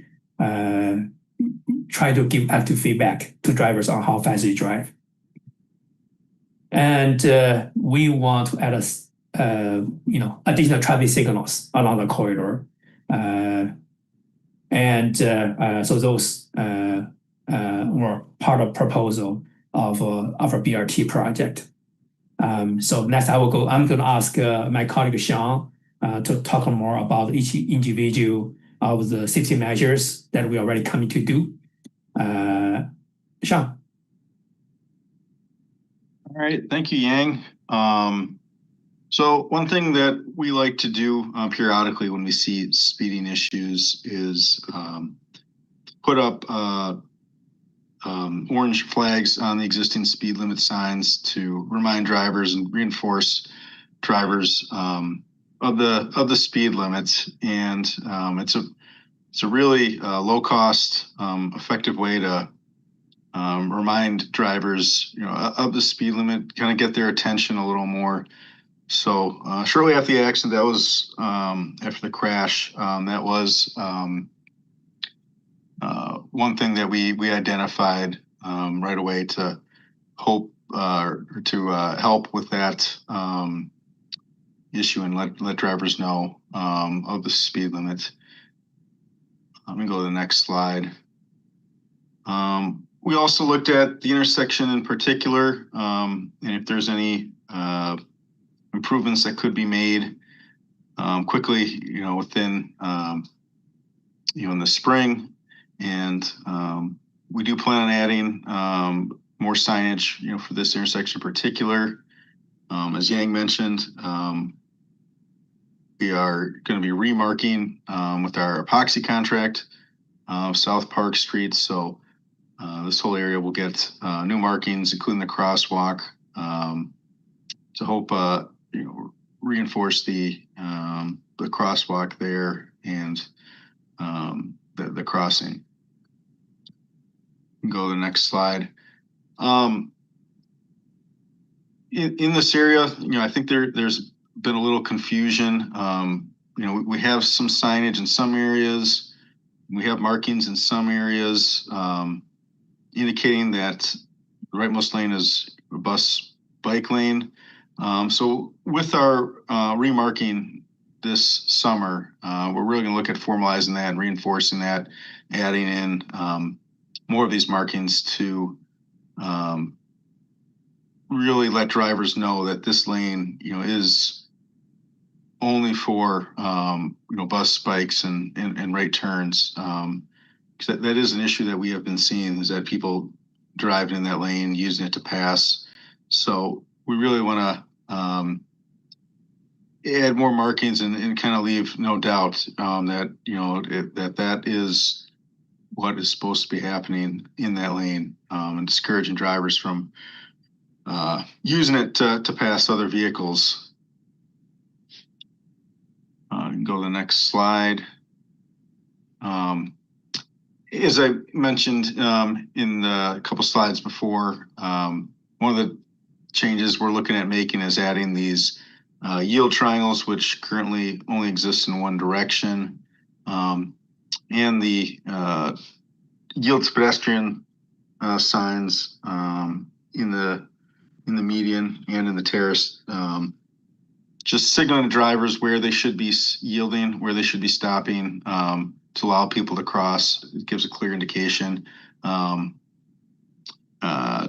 that doesn't exist at this intersection. So that's something we're going to try to get out there as soon as we can. And the temperatures are warm enough for us to do those markings and add those signs. So that's something we can do relatively quick. And we're planning to install this summer. You can go to the next slide. Another thing we're looking at and we found effective is installing driver feedback boards with the speed limit, telling drivers their speed limit. These remind drivers to operate at a safe speed. We're planning on proposing this with our Safe Streets Madison project. We think this will be particularly effective in the northbound direction, as a lot of drivers are coming off the Beltline or Highway 14, where it's a freeway. It is easy to go a little faster because that's kind of where you came from. So I think strategically placing that in an area just north of the Beltline will be helpful in letting drivers know that they're speeding and to slow down. We can go to the next slide. So with the BRT project, we are proposing to add signals at this intersection, Burr Oak and Park Street, and Cedar and Park Street. We're still hopeful that we can do that with the BRT project. We have submitted a warrant application to WISDOT.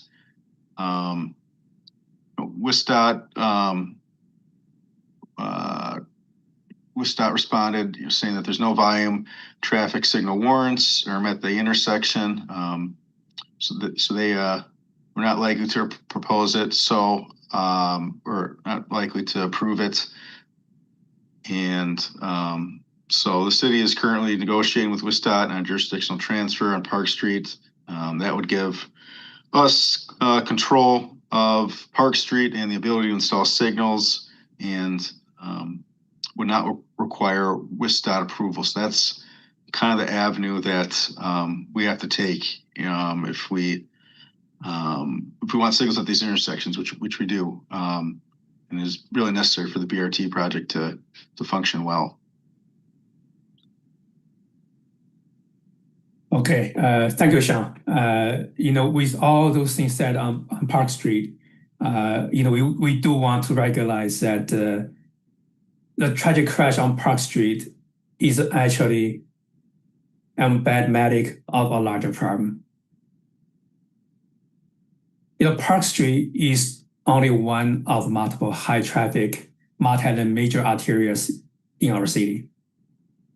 So, this really bad crash happened on Park Street.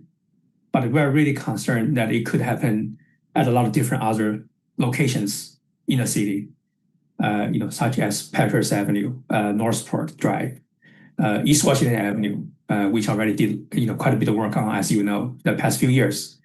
Cottage Grove Road, John Allen Drive, Fitzpatrick Road, University Avenue, and also part of the Whitley Way, Muir Point, and Raymond Road, just some examples.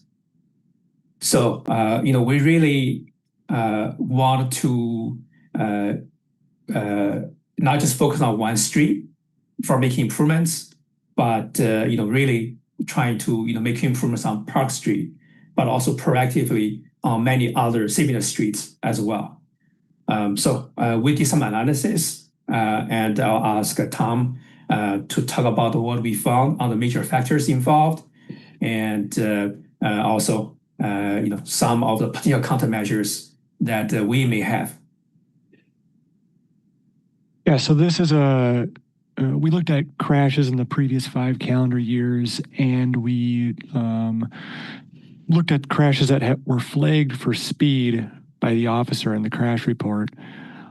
So that's the map you're looking at here. Speed flagged crashes on arterial streets.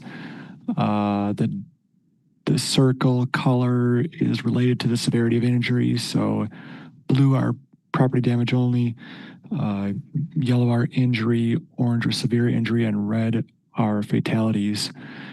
And the speed crashes account for 10% of the total crashes, but then as the severity increases, the proportion of speed flag crashes increases.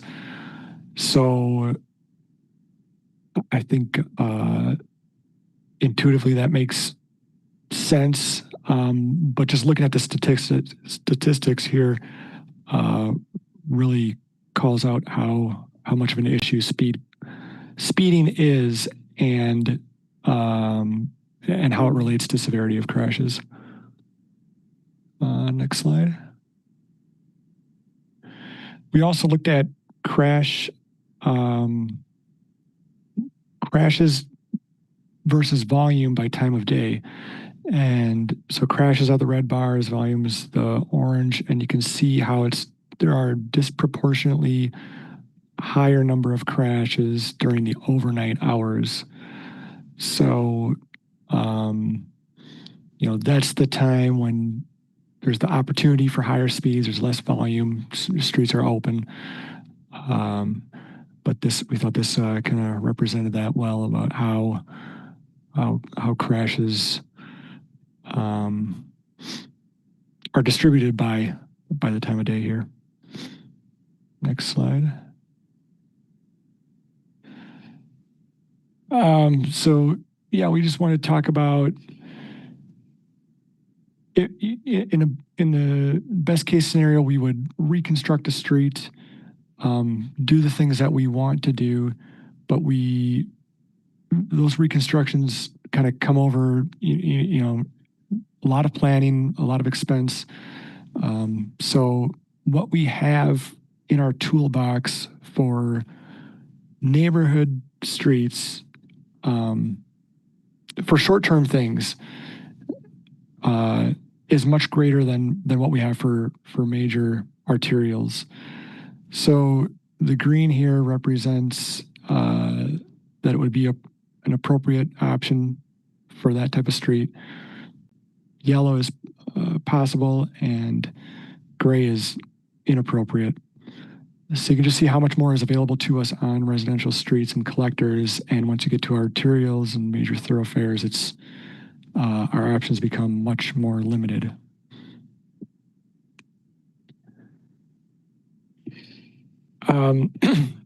So with the rebuilding of a street, we can do a lot of things that we've been talking about with all the reconstruction of streets that we come here with.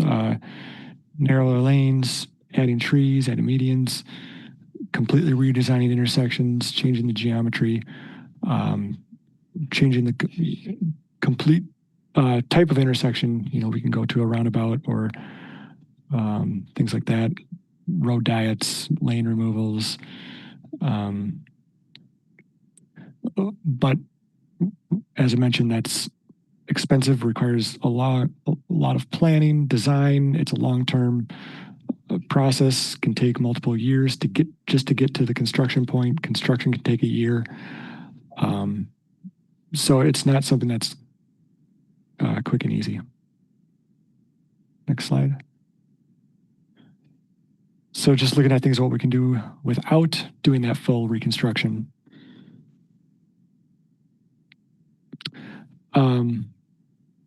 Advanced warning signs. This is something that on an arterial street, probably not that effective when we have the tight intersection spacing that we have with crosswalks. These advanced signs can become confusing what they apply to. Typically, it just leads to sign clutter, which can reduce the effectiveness of signs that we want drivers to pay attention to. So we don't feel this is appropriate for Park Street. Next slide. Overhead signage. This can make signs more visible, but can also lead to the feel of a higher volume, higher speed street, more of a highway type of a feel when you get these large signs. Also in an urban environment, space is also, becomes an issue, especially for Park Street. Extremely narrow terraces. We are very limited in many places of what signs we can even place on Park Street. So we don't think this is effective or applicable. Gateway signs. These are things that we're looking into. Other cities have done this. States have done this. Kind of as you drive into an area or into a city, some sort of signage that just conveys safety. So this is something that we think could be done on Park Street. Some of the bigger signs require more right-of-way. We don't have a lot of right-of-way, a lot of opportunity, but we could do a smaller type of sign, or not just limited this to Park Street, but this could be something that we look at it in other places as well. Next slide. The positive messaging for safe speeds. So this is something in regards to the driver feedback boards. The MUTCD, which kind of applies to what we can do for signs, does have some information on this.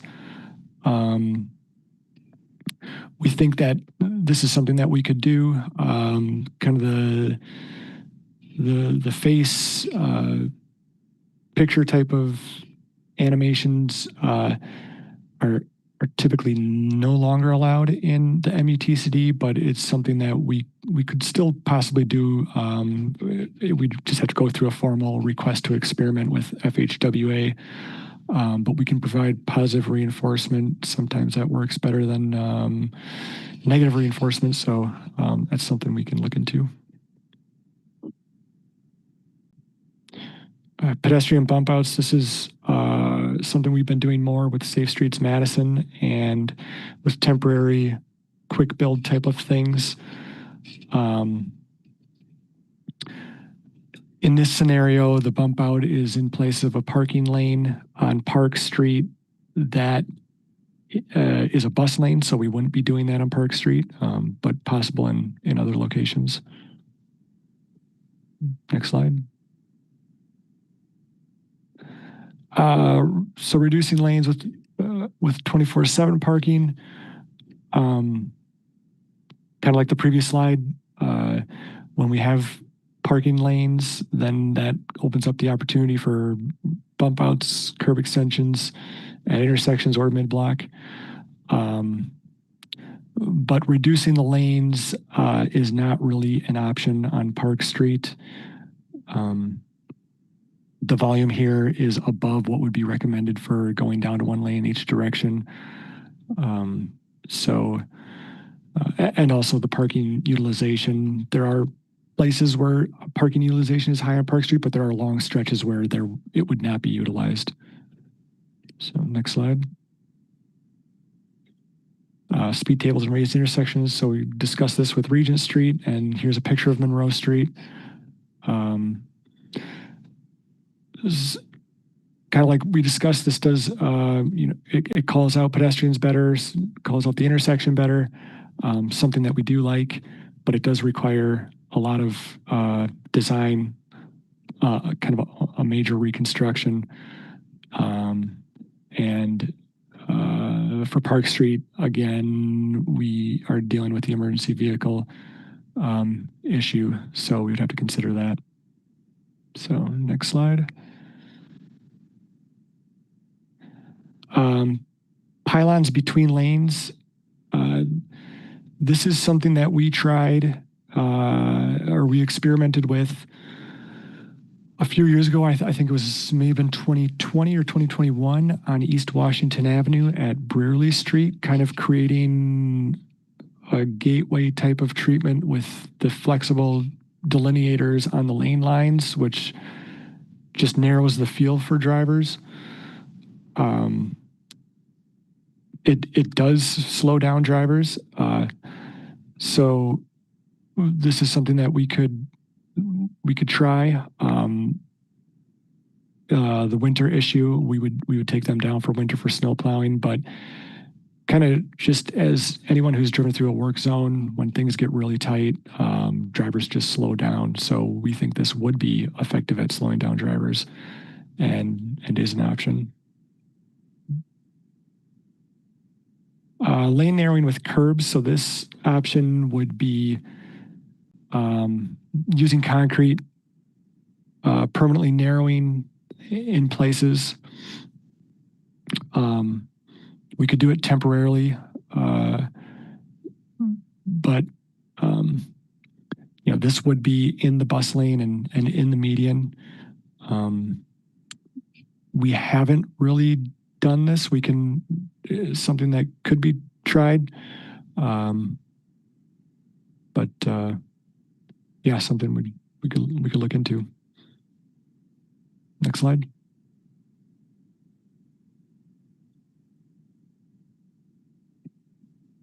So just wanted to go through what we could test. Kind of some of those things that we mentioned: the tubular markers, the gateway signage, the lane narrowing with the temporary curbs, and the positive messaging. So we all think that these are options. We would like to experiment with these. Again, looking back at the speed crash map, we can choose locations based off of this map, since this does a pretty good job of calling out where we have the biggest issues. Next slide. We also want to use streetlight data. So streetlight data, we've used this in the past on different streets. It tends to be the most effective and give the best results on arterial streets.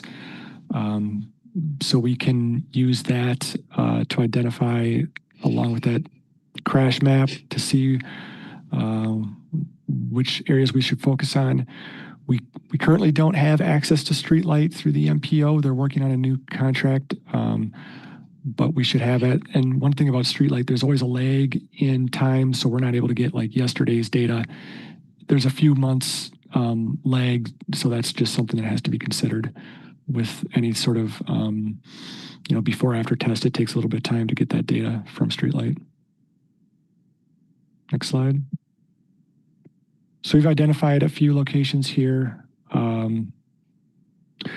I think what we would do is, from these locations, select 3 or 4 of them, consult with MPD. They've got information on what they're seeing for high speeds. One of the things, looking back at the signals on Park Street and adding new signals, is that a lot of these tend to line up with where there are long stretches between signals where drivers know that they can pick up speed consistently. So these kind of line up with those locations. We're going to look into these a little bit further and hopefully do some experiments. Next slide. So again, with data, what we would be doing for the test is collecting before and after data. So we did this with our speed reduction, our speed limit reductions. So we would come up with graphs that look similar to this. I think we are already collecting some before data on Park Street with our hose counters. We'll continue to do that and plan to have some data to show how these worked. Next slide. Thank you, Tom. So Christoph, would you like to talk about the longer term solutions, such as the BRT project?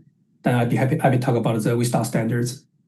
Yeah, so clearly longer term, the solution on streets like Park Street is doing a street rebuild. And the BRT project, next slide, includes narrower lanes, includes upgraded crosswalks, it includes new signals. Ultimately, we know the most effective things we can do on major arterials are complete reconstructions. The problem is that given our budget and given the lifetime of a street, there are lots of streets on the network where that complete reconstruction is 20 years off. And so that's why we want to test more of these temporary measures. The other really important thing here is to remember that a lot of these streets we do not have full control of. Next slide. So we talked about this last time, but many of the most problematic streets in the city, the streets where we are seeing the highest speeds, the streets where we are seeing the most crashes, are WSDOT roadways, are county roadways, are roadways where we need the approval of other jurisdictions in order to make major changes. So I think a continuing effort for us moving forward will be that partnership, will be working with those other jurisdictions to make sure we're all on the same page and make sure we have the full toolbox that we need to make these streets safer. And with that, back to Yang. Yeah, thank you, Christoph. We are, really not trying to, blame our colleagues at WSDOT, right? We actually really appreciate them, for willing to work with us and discuss many of the things that, we were not able to do like years ago. So we actually made a lot of progress with them in the last few years. We know lots of them, we're working with all of them. Actually, some of them actually worked for me before, right? So I know they're good people. However, though, their work is heavily, judged by the standards that they have to go by. Particularly, a couple of, standards, design manuals, specifically FDM, Facilities Development Manual, and the TOPS, Traffic Engineering Operations Manual, play a critical role in how roadways are designed and operated. That's controlled by WSDOT. Those worked well for many situations. However, though, we think that they need a lot more flexibility for urban areas, for more context-sensitive solutions. For example, design speed. Design speed, in urban settings needs to be further lowered, right? It shouldn't be, all across the board. And also, urban environments has a lot more complex kind of user profile. So we need better accommodations for pedestrians, bicyclists, and transit users. As we discussed many times before, and also this speed today, right? We also need to kind of modernize the geometric standards, such as lane width, turning radii. We agree there are limitations, right? But there are things we need to look into, and we need the flexibility on. And also that we need to look at vehicle level service versus safety. We need to prioritize safety for all road users, over vehicle level service. That again, we don't want to blame WSDOT. I think there's realities. As a city, we have been making that change as well, right? We have a long time culture. At the city, we were able to make a lot of progress. I think we still need to make more progress. I really actually appreciate that one comment from a public earlier today that maybe we shouldn't call us traffic engineering anymore, right? We need to have more modern, more forward-thinking name. We actually has been discussing that. Rebranding is actually on our work plan this year. So we're talking about using more forward-looking words that emphasize we are here. Our job is not moving traffic as people understand as car traffic, but our job is to move people. So we serve people, not the cars. So actually, had some discussion with Chair Kovich and also Dilis as well. So thank you for those positive feedback and input. moving towards something like more like mobility division instead of traffic engineering division. And we also need a culture change at large. If you remember the most recent crashes, the fatal and serious injury crashes, most of them involves driver behavior. So we need to do more work on positively influencing driver behavior, and we need to do more work on building a positive safety culture in our community. Our vision for the future is that we want to keep advancing Vision Zero, not just on city controlled streets, which that you already know that we saw a lot of progress in safety. But as Christoph mentioned, that we need to do this on other streets, serve our city as well, in partnership with other agencies. And all the users deserve safe mobility, no matter what kind of road they're traveling on, no matter who owns that road. And we need to emphasize system approach.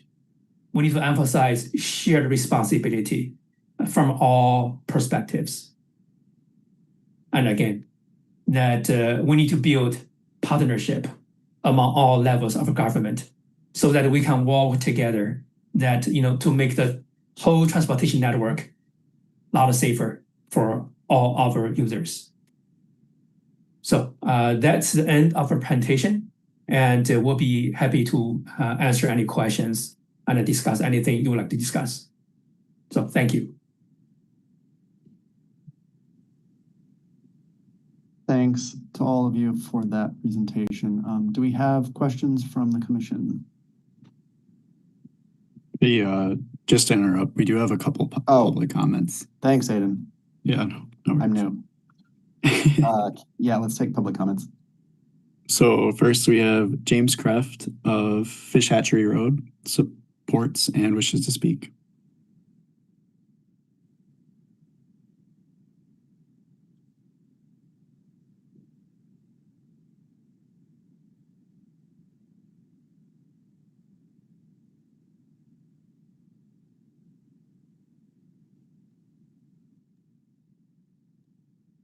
Ariana, are we getting, thanks. There we are. Okay. Hi, Jim. Yeah, so I really appreciate the words that were said here. I live on Fish Hatch. I live on a dangerous road. I watch people. I myself have to dash across and watch people blow through out through our fees. And there's so much more that we could do.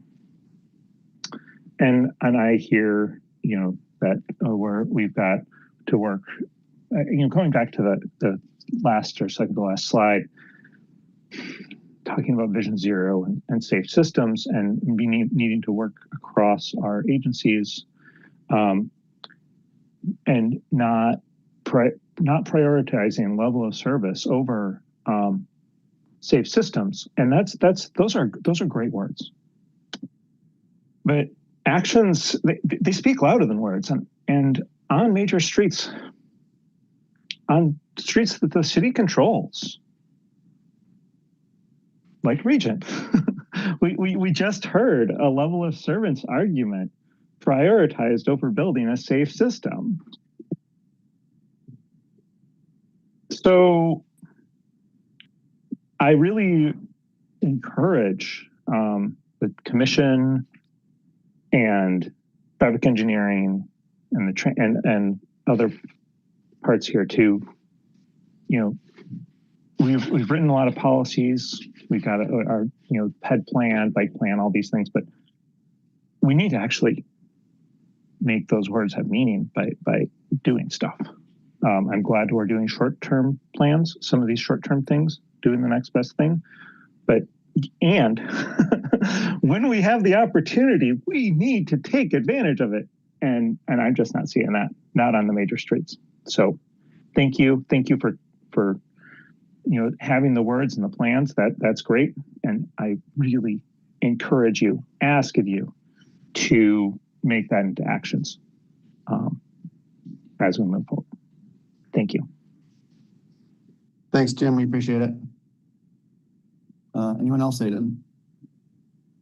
We had one more person, Laura Zerngable of Pine Street, supports and wishes to speak, but I'm no longer seeing her in the attendees list. I don't see Laura. There's a Zoom user with their hand raised.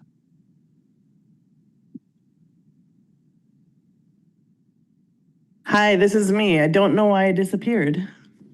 All right. Hello, Laura. Hi, thanks for taking my comments. I'm here as a member of the community that is still grieving Sasha Rosen. And I do appreciate all of the thought that has been presented so far. I'm actually really excited about it. I live 3 blocks away from the Burr Oak Crossing, and my daughter and I attended Madison College, and we needed to bike and cross Park Street like every day for a whole semester. And it was terrifying. And we had a hard time finding any corner that was safe to cross, even if there was a light, even with the pedestrian flashing lights. Like, we deemed the whole place unsafe. We had a lot of close calls on that street. It was very scary. And interestingly enough, we decided that Burr Oak was probably the safest place for us out of all of our choices to cross. So we crossed there all the time and only had one very close call walking our bikes across and nearly getting hit by a car that just wasn't following rules. And I'm just wondering, like, because there's so many cars that don't follow rules, like, we're going to put a lot of things in to try to help slow them down and give them more ideas of like where to stop, when to stop. But would there ever be a chance to have like a pedestrian bridge somewhere, like maybe by the grocery store? I just feel like having a guaranteed safe crossing would feel so good for so many members of the community. Not that it's convenient to cross over a bridge, when you have to go out of your way, when that's not like your main destination. But I mean, for my own safety, I would cross back if there was a bridge. Also, I'm glad that you're moving the stop line where the cars are supposed to stop before the crosswalk, because all over town, I've experienced walking in those crosswalks with the yellow flashing lights, and the car closest to the curb stops, but the car in the center lane doesn't. And so then it's up to the pedestrian to like creep around and, try to look and see if that other car is going to stop.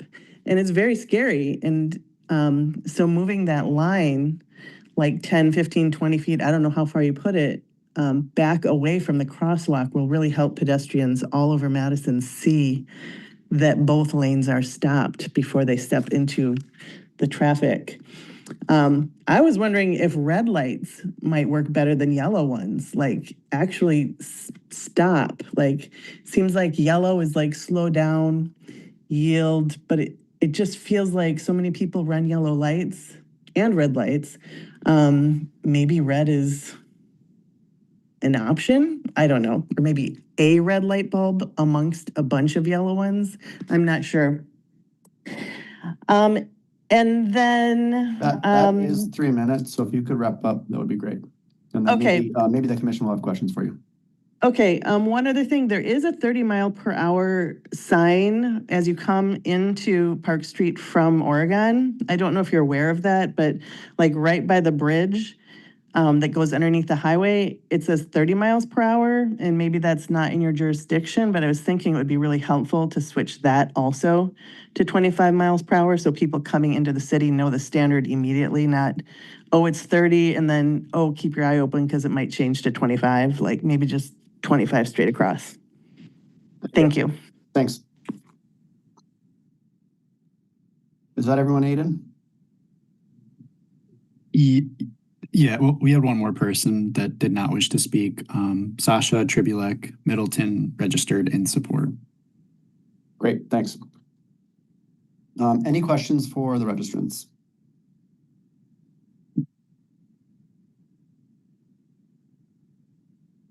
Okay, questions for staff?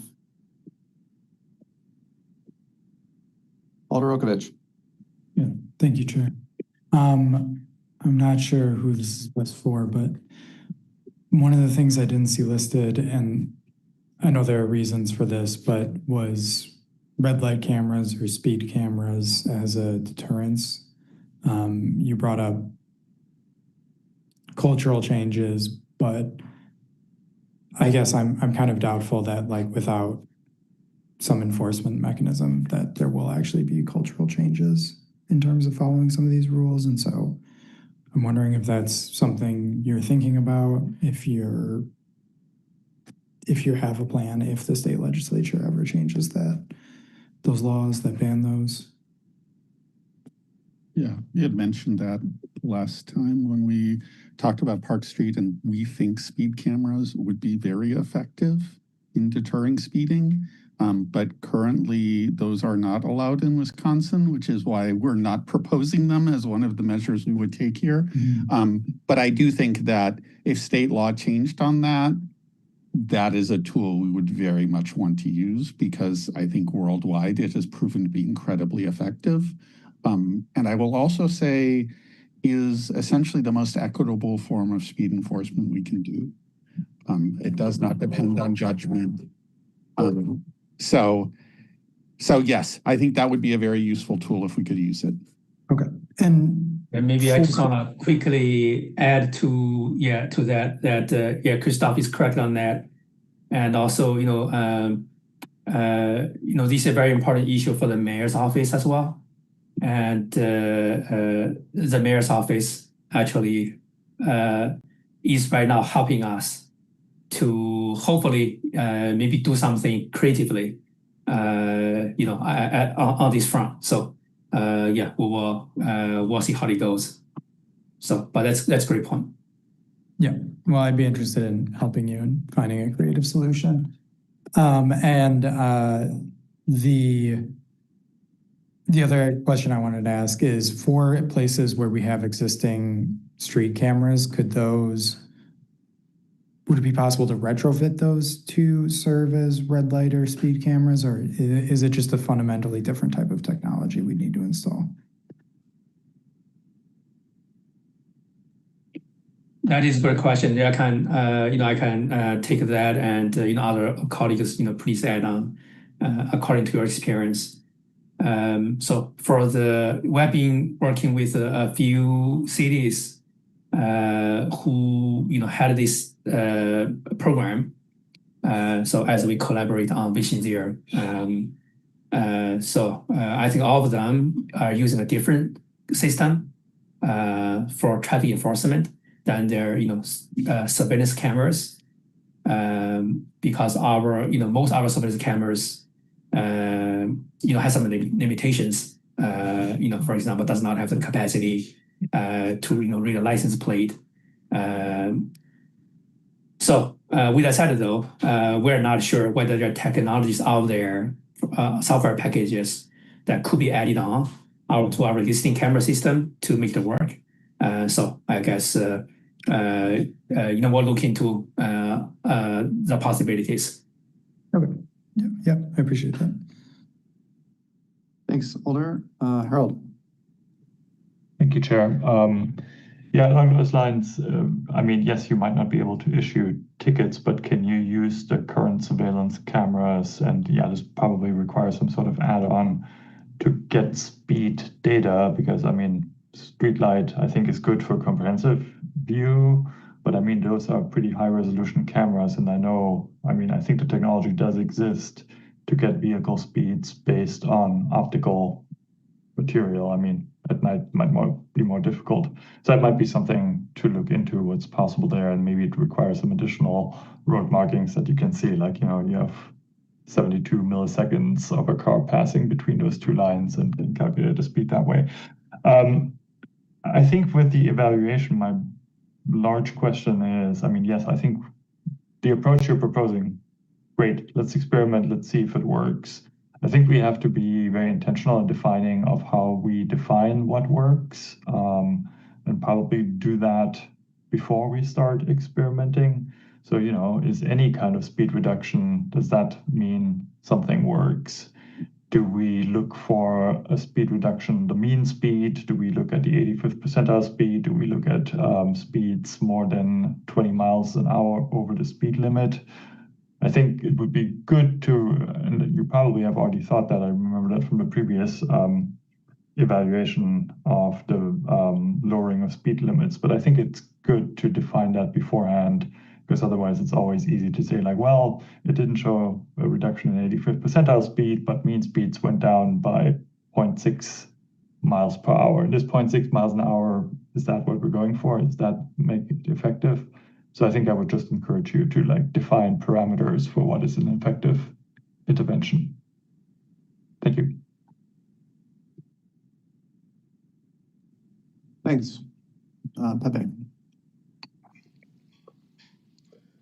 Thank you, co-chair, and thanks staff for the presentation. I am actually really excited that this topic is back, and that there was some thoughtful work from staff done on this. I'm very excited about this, what this conversation can bring now that we're more serious about things that we can actually implement in the short, mid, and long term.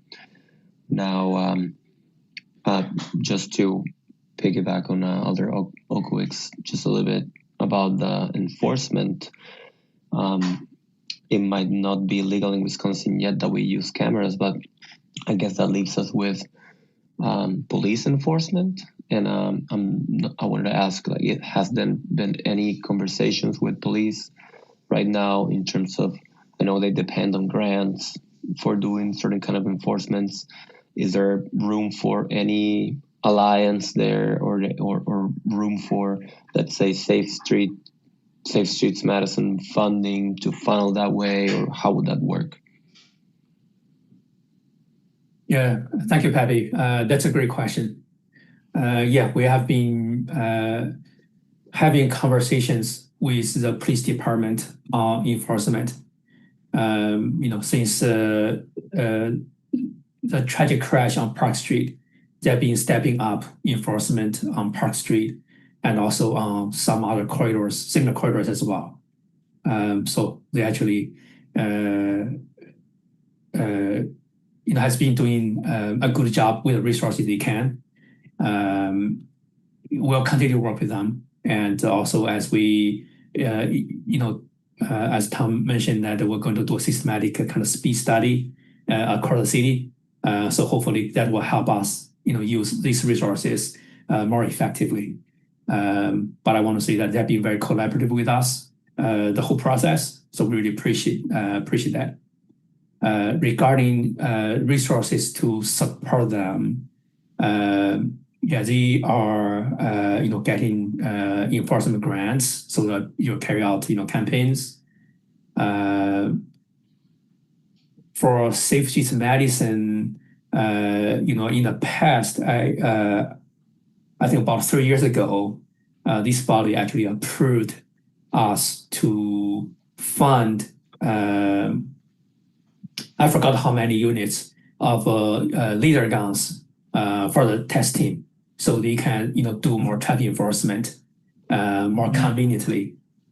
So there was precedence on that in the past. I think it's probably not going to be because it's a capital program. We're probably going to be not able to fund their operations, but we can definitely reach out to them. If the commission has the intention, we can reach out to them to see whether we can support them with the equipment needs. And I appreciate that, Yang. Yeah, I mean, I know that the presence of police in communities has mixed feelings across the board, potentially, and for different reasons.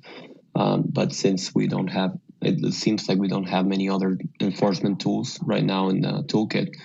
So just this morning, I mean, I went through Park Street just a few blocks away from where the incident happened, and I was, again, mixed feelings, but I was very, in a way, I was happy to see that there were two people stopped there by police because of potentially speeding.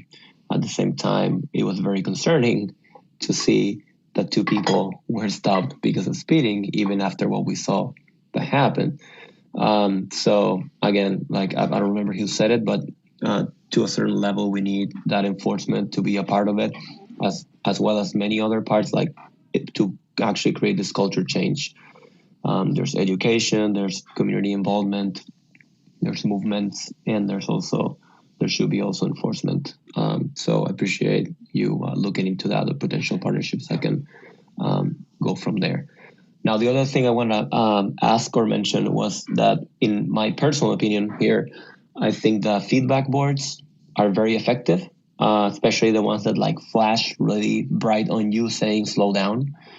And I saw Sean mention a little bit about that, and it was mentioned not just by Sean, but across in different parts of the presentation, that there would be like certain measures would be very effective northbound. And I agree with that. But I would also encourage that, that you look at both ways as, equally, because not only people coming from the highway at high speeds, but also people wanting to get to the highway at high speeds are very common. So I guess in that topic, question would be, what is it that's stopping us from installing those feedback boards sooner than later? So that's a great question. So it's mainly we have to go through the safety system medicine process. But that's a process we evaluate, prioritize all these type of projects at the TC. We think this location will run, will run pretty well, and we'll bring this project back soon. We just don't want to, create situations, right? We don't follow our own process, kind of open a can of worms down the road. Thank you, Yang. Yeah, so appreciate that, and looking forward to seeing those proposals coming to TC. Thanks. And we're going to do both directions, for sure. Thanks. Denise. Yeah, thanks, Chris. Thanks everybody for the work on this, and I particularly appreciate the mindset of applying it to several places in the city that are highly problematic. So I'm going to ask two questions. One is to help me learn and may also be helpful for one of the speakers. And then the follow-up question is an application question. So I am curious about the red flashing beacons. Are those called hawks? Do I have that right? And where do you use those versus the RRFBs? That's a great question. Tom, you want to handle this one? Sure. So a lot of you might know we've got one hawk or pedestrian hybrid beacon in Madison right now on Blair Street at East Mifflin Street. So they're kind of getting mixed results on that. It for people unfamiliar drivers, it can be confusing. We ended up adding signs to kind of explain what to do with the flashing lights. We talked about this, I think, when we had the West Wash and Southwest Path discussion, as that was an option, and then the wig-wagging of the red lights next to the railroad, same thing, but giving different orders for drivers, so that was a concern. I think there are locations where hybrid beacons work. But there's other things. Florida is doing kind of a similar thing, but it's more of a traditional signal. So it's kind of like a traditional signal, pedestrian signal. So it takes away all the confusion that we see with the pedestrian hybrid beacon. So high volume, high speed, multi-lane streets with heavy pedestrian use, I think is the best location for those. Part of the issue with the pedestrian hybrid beacon versus the RFB is that the RFB is a hot button where you push the button, it immediately starts flashing. With the pedestrian hybrid beacon, there's a delay in pushing the button. The signal goes through its sequence to slow and stop drivers, and then the pedestrian gets the walk. So in locations where it doesn't make sense, pedestrians a lot of times choose to just not use it and go in. That's, I think, the biggest issue is that when there are gaps or it's got to be a consistently high volume, high speed street for drivers and pedestrians to use it correctly. Otherwise, it just doesn't work, and it loses its effectiveness, and there might be better options. But yeah, we are looking kind of towards to see how it goes in that kind of Florida experiment where they're using more of a traditional signal rather than a hybrid beacon. So I think, yeah, kind of a lot of stuff there. Yeah, I think it's really important to consider that within the context of the signal warrant discussion we had in the Spotty recently. Exactly. Because the reason all of these exist is fundamentally because of the signal warrant system. Because of the warrant system, if you go look at an intersection and it doesn't meet your warrants, you are not supposed to install a standard traffic signal. And all of these kinds of beacons are seen as alternatives to standard traffic signals that do not need to meet those warrants. And in many of them are expressly designed to essentially have as little impact on car traffic as possible. That's part of the reason for doing something that flashes, because it means cars don't have to stop. They only have to stop if there's a pedestrian who hasn't finished crossing yet. And as soon as the pedestrian finished crossing, they can go through, which obviously at a traditional signal you can't.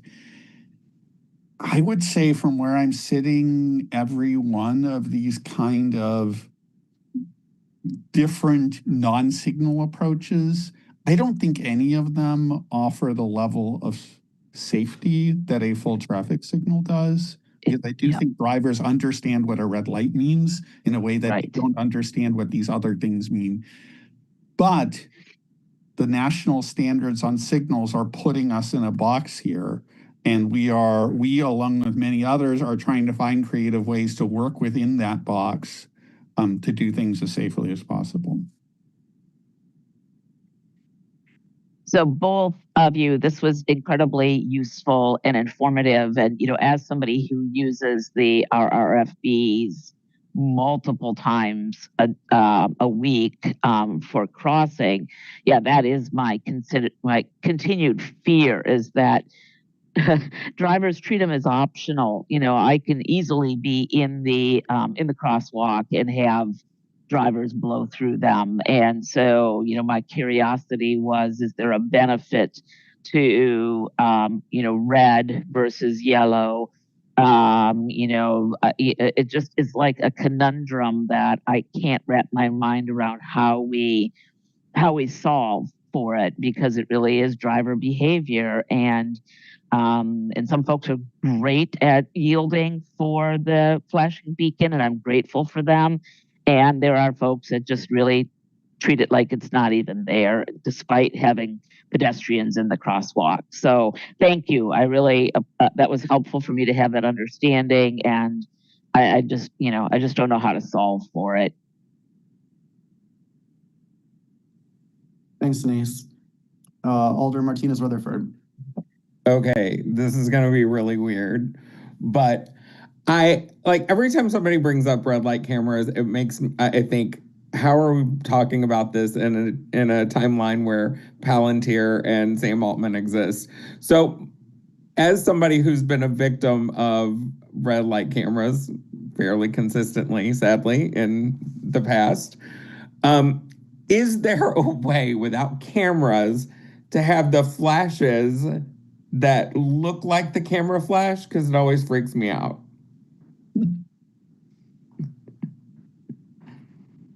That's what I'm wondering. Just thought maybe that might be a deterrent and decoy cameras effectively. I don't know.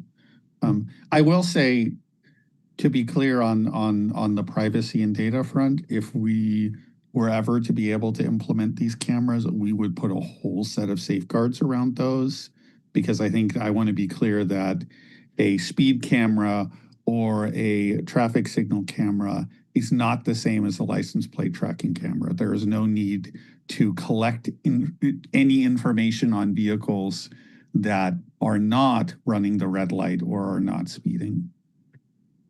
Thank you. Appreciate it. Thanks, Alder. Alder O'Brien. Yeah, I'm curious because, again, we keep running into, well, we can't do this because the state owns this road, or we can't do this because of the state statute, which is quickly becoming, I guess, one of the banes of my existence in this position, is finding out exactly at how much the state has a grip on local control. What is the communication like from y'all, from traffic engineering, traffic in general, with the lobbyist, or how are you communicating like those priorities to the city's lobbyist? Yeah, I mean, we've had multiple high-level conversation, mayor's office, et cetera, about this. So yeah, that communication's definitely happening. Okay. And then are there other, I guess, state statutes or state ordinances that you are currently aware of that are kind of limiting us in this factor here? I mean, I would note the national ones. I definitely think that MUTCD is a problem here. And that's not happening at the state level. That's actually happening at the national level.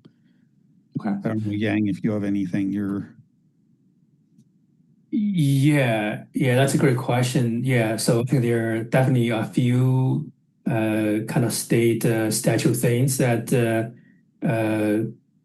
if we can change, could help us. For example, how it regulate even you set speed limit on the street. We actually had to work with them on our 20 is Plenty program.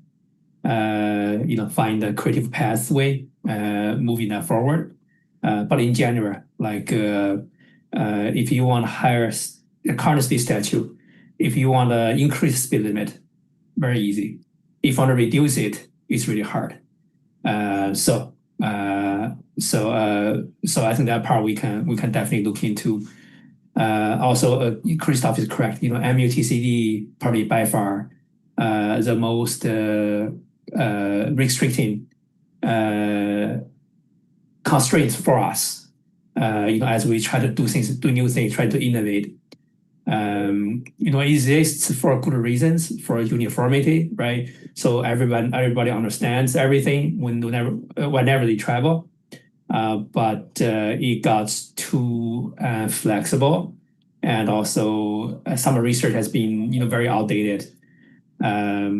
Actually, I talk about at a national conference before how we can still innovate within the confines of MTCD, how we live with it.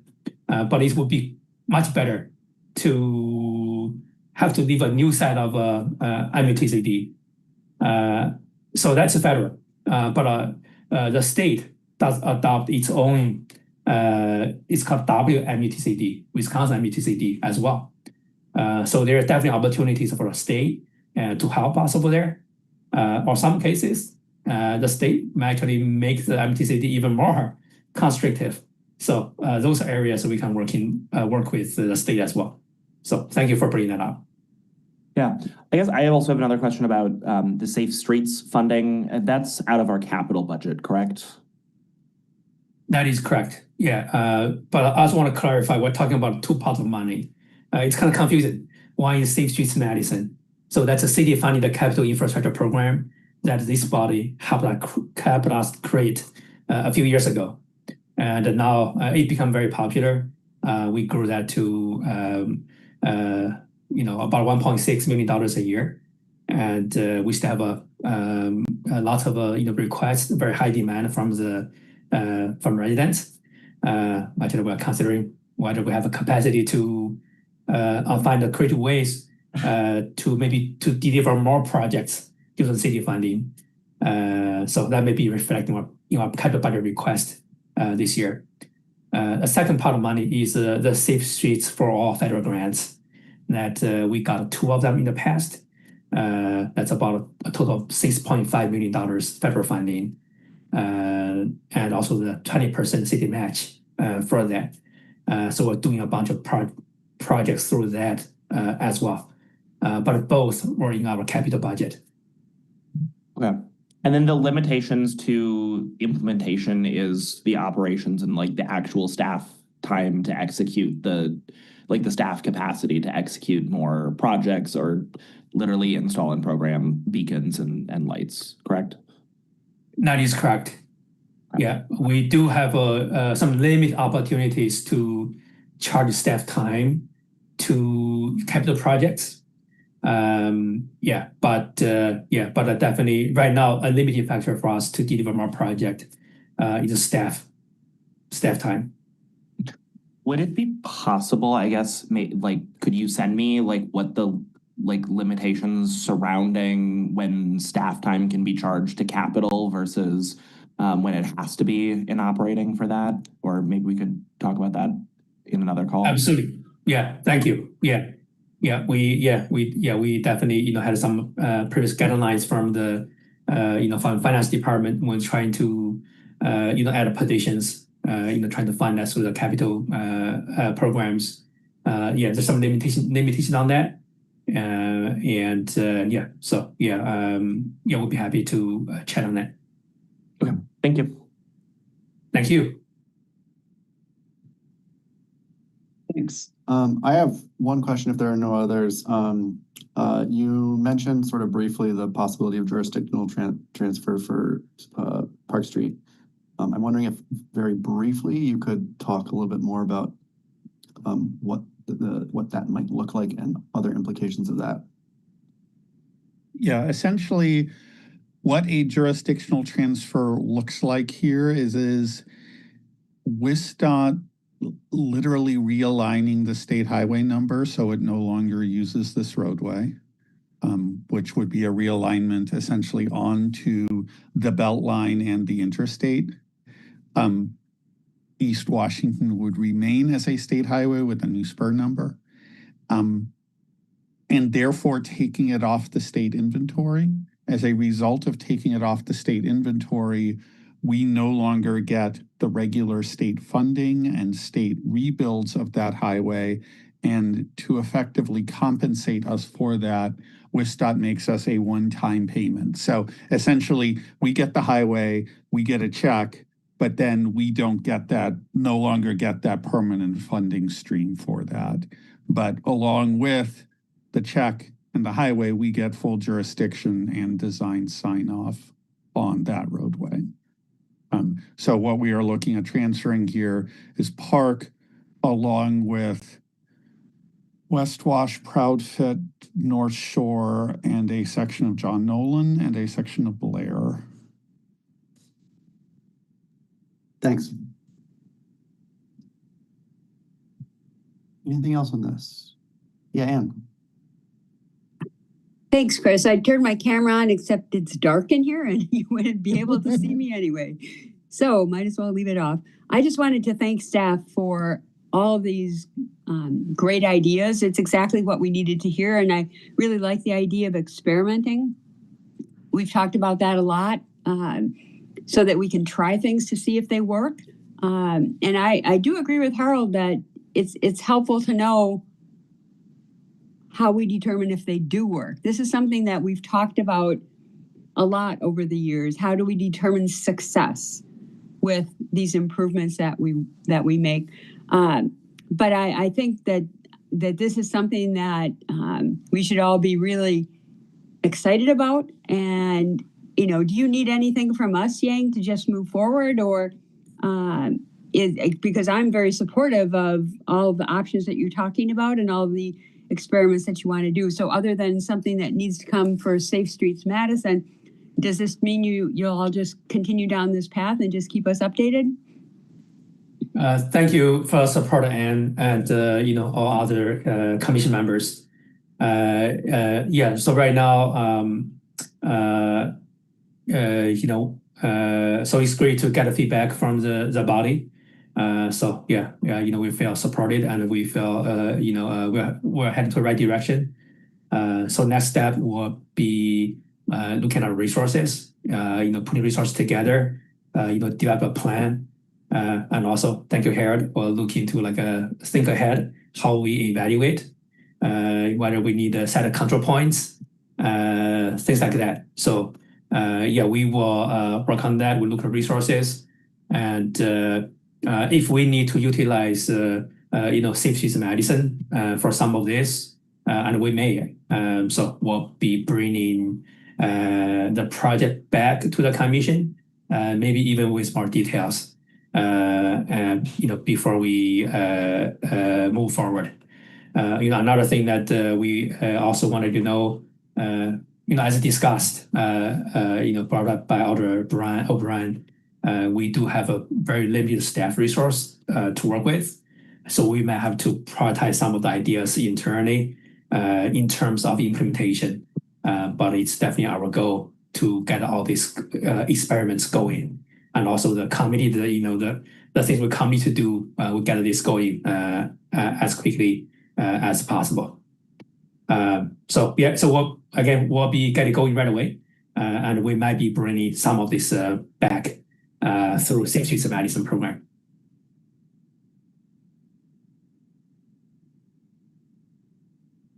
Thank you, and thank you, Anne, for jumping in with that clarification. I think that wraps up this item then. Okay. Moving on to item 8. This is Safe Streets Madison scoring prioritization. I assume we have a staff presentation. And before launching right into that, maybe just clarifying if what you're looking for this evening, whether this is mostly information or looking for feedback or emotion. Yeah. Thanks so much, Chris. Before I get started, I will just say my name is Jessica Hirsch-Ballering. I am the Safe Streets Program Coordinator and Vision Zero co-lead for City of Madison Traffic Engineering. I am looking for action from the Transportation Commission today, and that will be clear as I go through the presentation. Let me just grab my notes over here. Get myself set up a little bit. All right. Okay, so this is our agenda for today. I'll begin by giving some background on the Safe Streets Madison program. Many of you have been on the Transportation Commission for a while, and you're familiar with this program. Some of you were even part of developing Safe Streets Madison. However, I'm relatively new to my role, and I had a lot to learn about this program. I know a few of you are also new to the Transportation Commission, so I figured we could learn about Safe Streets Madison together tonight. I will try to keep it brief because the main purpose of my presentation is to discuss these 6 potential improvements to the Safe Streets Madison scoring and prioritization process. We'll cover these one at a time. And then lastly, we'll have the opportunity for the Transportation Commission to discuss, ask questions, and take action on the recommended improvements if you so choose. All right. So in 2020, the Traffic Calming Subcommittee, which was a temporarily appointed committee of the Transportation Commission and the Transportation Policy and Planning Board, reviewed the city's existing transportation infrastructure improvement programs, as well as plans and initiatives. The programs reviewed included the Neighborhood Traffic Management Program and the Pedestrian Bicycle Enhancements Program. Improvements made by these programs were largely driven by resident requests, and they focused on local streets. And further decisions were made one request at a time, preventing a broader and systemic perspective to decision-making. Let's see here. In early 2021, the Traffic Calming Subcommittee determined to consolidate several programs into the new Safe Streets Madison program that we have today. Consolidation was intended to make evaluation methods and approval processes for potential infrastructure projects consistent across programs and more efficient. And it would also allow staff to consider individual potential projects in the context of like a broader network. All right. So the process begins with project identification, identifying specific issues in specific locations, and then adding them to a candidate list. Those previous programs relied almost exclusively on resident requests for projects, and under Safe Streets Madison, that subcommittee that created it directed staff to continue to receive project requests and safety concerns from the public through all the usual channels.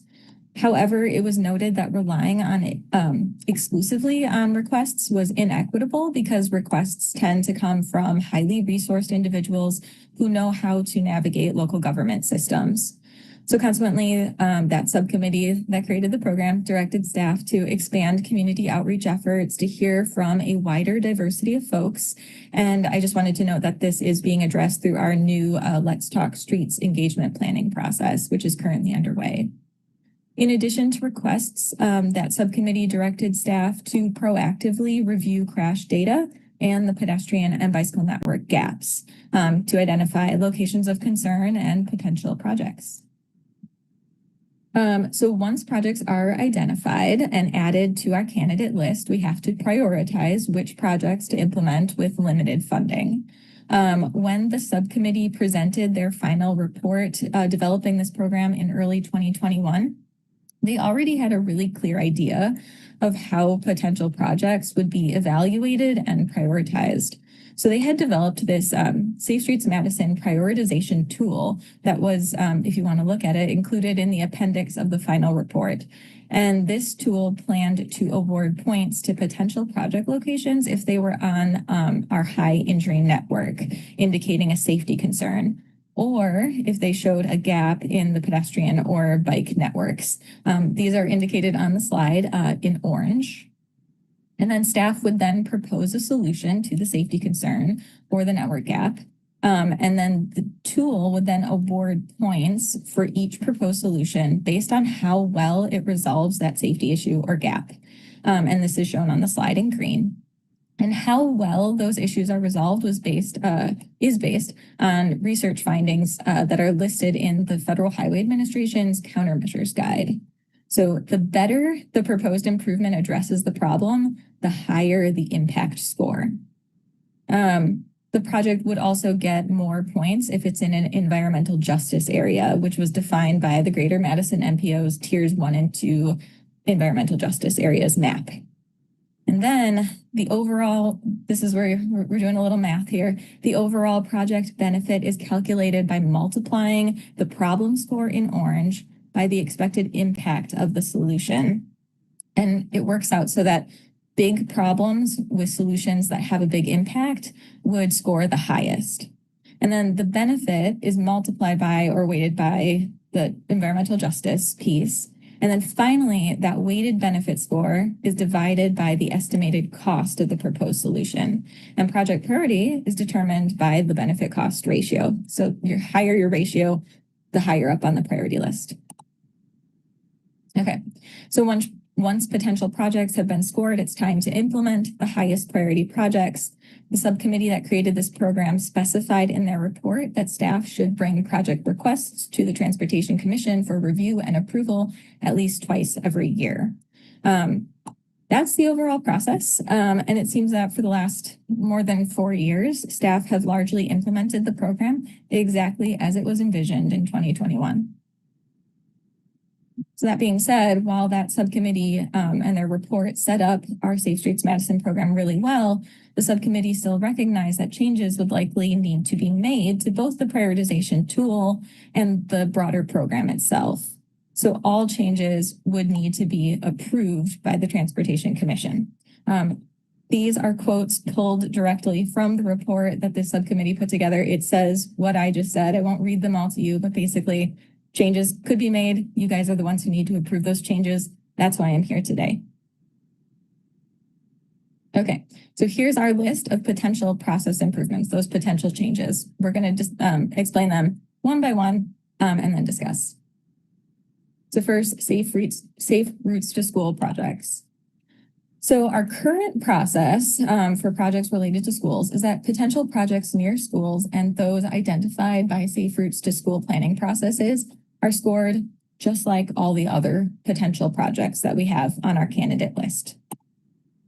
The problem with that is that school-related projects consistently do not rise to the top of the scoring process. Sometimes they do, but overwhelmingly, they're not rising to the top. And I want to note that this problem was actually initially identified by city staff the very first time they scored potential projects and brought recommended projects to the Transportation Commission back in February of 2022. This is a well-known, long-lasting problem. Staff noted then that school-related projects didn't score well, and they referenced a report out of Philadelphia who has a similar program to us, in which they found that locations of concern for young people and school trips, they just don't look the same or score the same as locations of concern for adults based on the scoring system that we have that's working for lots of other reasons. Okay. At the same time, as we have this current process and that problem, we also have a city-led effort with MMSD and the Wisconsin Bike Fed as partners to identify potential safety improvements around Madison schools. This effort is broken up into a consultant-led effort that's looking at 23 schools and a staff-led effort looking at 9 schools, but ultimately we have 32 new school-specific plans with programmatic and infrastructure recommendations. And the infrastructure recommendations are focused on the area immediately around the school. They include like minor improvements like sign changes, crosswalk markings, mid-scale improvements like curb extensions and crossing islands, and then major improvements like new shared use path, new sidewalk construction. So while these projects have been identified through this really great process, we still need to find funding for implementation, especially for those major improvements, which can't be easily absorbed into other programs. So now the Safe Routes to School planning process has similar goals to the Safe Streets Madison program. The recommended improvements are meant to address safety issues, to close gaps in our networks, and encourage kids to walk and bike to school. So it would make sense for the Safe Streets Madison program to fund the implementation of these bigger projects. But again, we have this ongoing problem. If we just put them on the candidate list, they tend to not score well.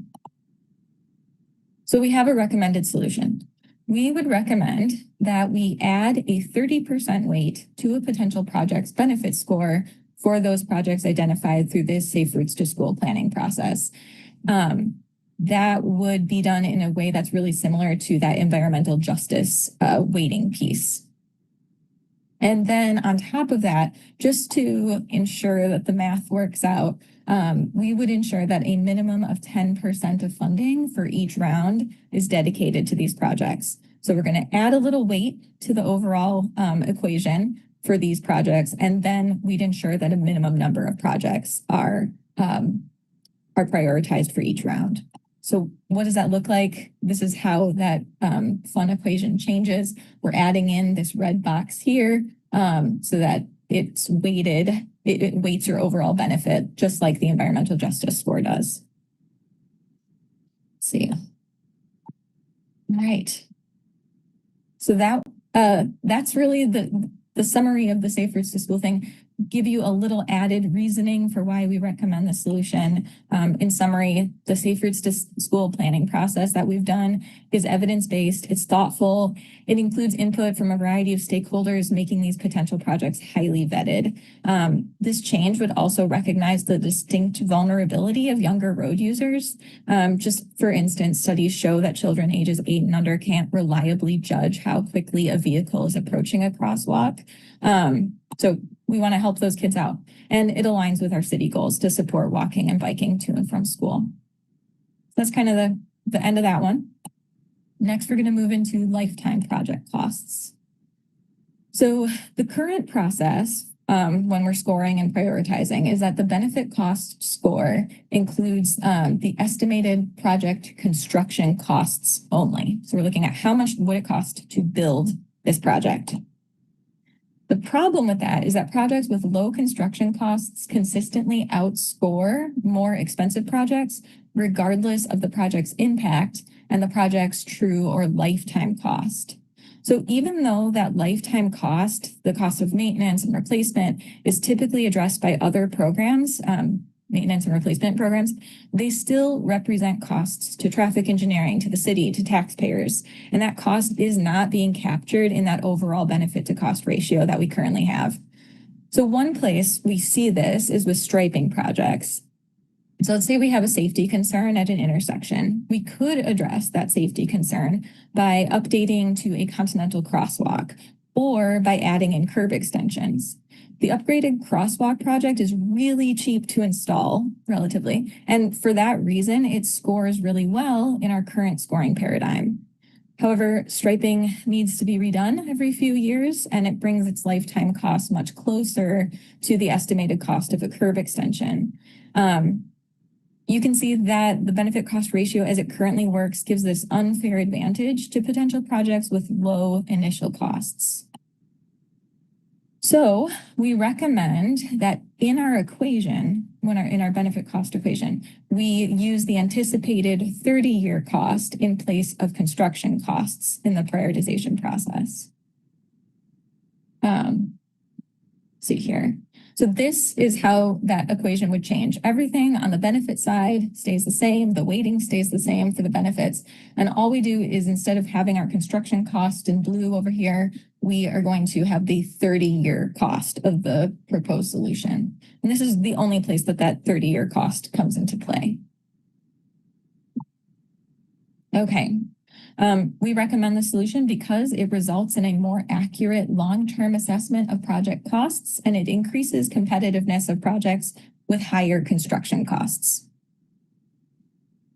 All right, moving on, maximum individual project costs. So the current process we have is that project costs are not considered when projects are added to the candidate list and before they're scored.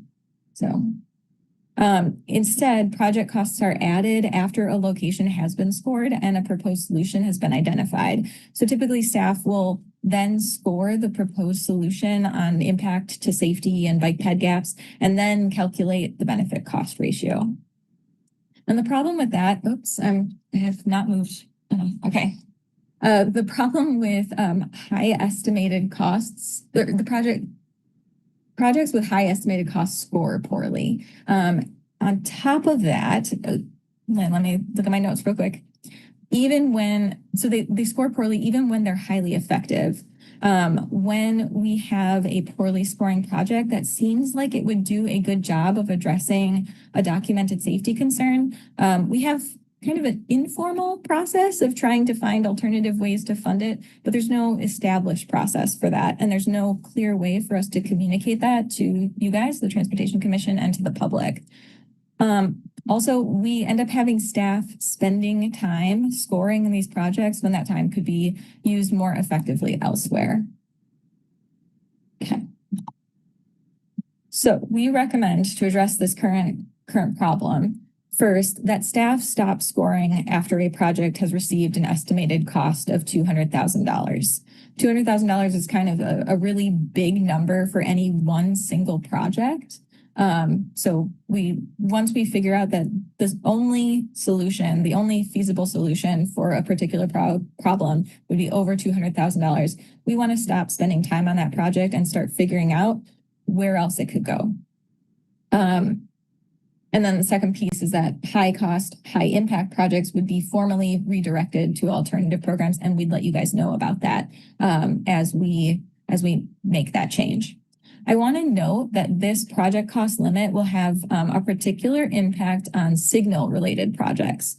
So signal related projects like adding a turn arrow or changing the signal phasing, those are not inherently expensive if you can add it to existing infrastructure. However, we have some very old signal infrastructure in many places, and very old signal infrastructure doesn't like to be tinkered with. So sometimes we get specialized staff out to the location where we think we have like a quick fix, and they inform us that the signal infrastructure is really old and degraded and would need to be fully replaced in order to implement the proposed change. Full signal replacements are typically in the like $300,000 range. And those kinds of projects would be among those most impacted by this new limit on overall project costs. And to sum up our reasoning, Safe Streets Madison is intended to provide multiple infrastructure projects to equitably meet the immediate safety needs of the wider community. If we limited individual project costs, we ensure that local funds are not inequitably concentrated. This change also formalizes an informal process of redirecting effective but high-cost projects to other programs. Moving on again, low-scoring project migration. So currently, projects that receive low prioritization scores remain on our candidate list indefinitely. And at this time, we have just over 730 projects on our candidate list. It's a lot of projects. The problem with that is that it's difficult for staff to regularly rescore projects when new data is available. That's one problem. The second problem we have, completely different, is that there's a public perception issue that being on the list is not a meaningful step towards resolution of your problem. So what we recommend is that we migrate low-scoring projects from the candidate list to an archive list after they've sat on that candidate list for 3 years. Projects from the archive list could return back to our candidate list if there's new data to warrant that. So the new data would be something like more crashes occurring or reports of a new problem at the same location. Reasoning for this is that it addresses those two problems that I talked about. One, it maximizes staff time spent scoring projects. We can more easily score 300 projects and rescore those than we can 730 of them. And then stakeholders are more likely to see action taken on projects on the candidate list, addressing that public perception issue. Quick build projects. We're getting really close to the end. I know it's late, guys, so thank you for your time. Switching up the order of this slide here. So the problem that we have right now is really specific. Bump outs and curb extensions are an effective solution for many safety concerns, but they're also expensive and resource intensive. They take a long time and a lot of money to plan, engineer, go through all the utility work, all that, do survey. So they're expensive and resource intensive. Let's see, but we could instead have a temporary quick build project that would immediately address these problems with low construction costs. Currently, projects using temporary materials are not considered as potential solutions to safety concerns or network gaps. However, I will note, because I did a lot of research on this program as I was getting ready for this, in the 2021 report by the subcommittee that made this program, they mentioned that quick build programs or quick build projects should be included in the Safe Streets Madison program. We just haven't had a clear plan on how to do it yet, so we haven't done it yet. Also, I'll note that proposed projects that scored well but are located on corridors that are slated for reconstruction in the near future are typically put on hold until that reconstruction happens. And that means there's more of a delay between the safety need that's been identified, that's been prioritized, and when we get a solution on the ground for that safety problem. So our recommended solution is that we consider temporary paint and post, bump out, and curb extension construction projects that have a high impact score, but a low benefit to cost ranking. We would prioritize quick builds on sites that will be reconstructed in the near future. One of the reasons to do that is then we have a clear endpoint for something that uses temporary materials. And asphalt art could be a welcome component of any quick build project, but the quick build project could be effective without it. So we could include the asphalt art on this program. I missed one little point. When we put these quick builds, temporary paint and post projects out, we would want to make sure to monitor for efficacy of that temporary improvement so that we could include it in a permanent improvement if that opportunity arises. Summarizing the reasoning for this is it's consistent with the original vision of the Safe Streets Madison program. It was intended to be included. We just haven't tried it yet. We're just getting ready to try it now with your guys' approval. All right, this is the last thing. Updated high injury network and bike and pedestrian high injury networks. So remember, the high injury network is the thing that we are using. It's like the data-driven piece for the Safe Streets Madison program. And it was intended to be used such that projects would receive a safety concern score based on a combination of their presence on the high injury network and the existing crash data for that location. Now, the high injury network was first developed in 2020, and it uses crash data for the 3-year period from 2017 to 2019. So what you can tell there is that the existing the high injury network that we have on hand is a bit out of date. When staff first started scoring projects under the Safe Streets Madison program, they gave projects this safety concern score based on a combination of whether the project location was on the high injury network or not. And then if the project was located on the HIN, the project was also scored on the severity and frequency of crashes at that location. Project locations not on the high injury network didn't receive any points for a safety concern. And that's how the whole process was intended to work. Looking back at the benefit cost equation, this box outlined in red, that is the scoring component that we're talking about. Just want to make sure we're all on the same page.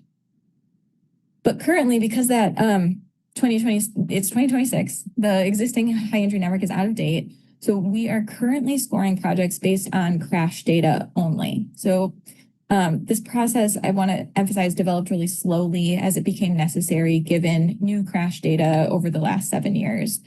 It has resulted, the way we're currently doing it, I want to emphasize, has resulted in more locations being considered for improvements than would have if we had followed the intended process. Because locations that were not on the old high injury network but have suddenly seen fatal or severe injury crashes over the last few years, they are included. And this is in line with the program's intention to be data-driven.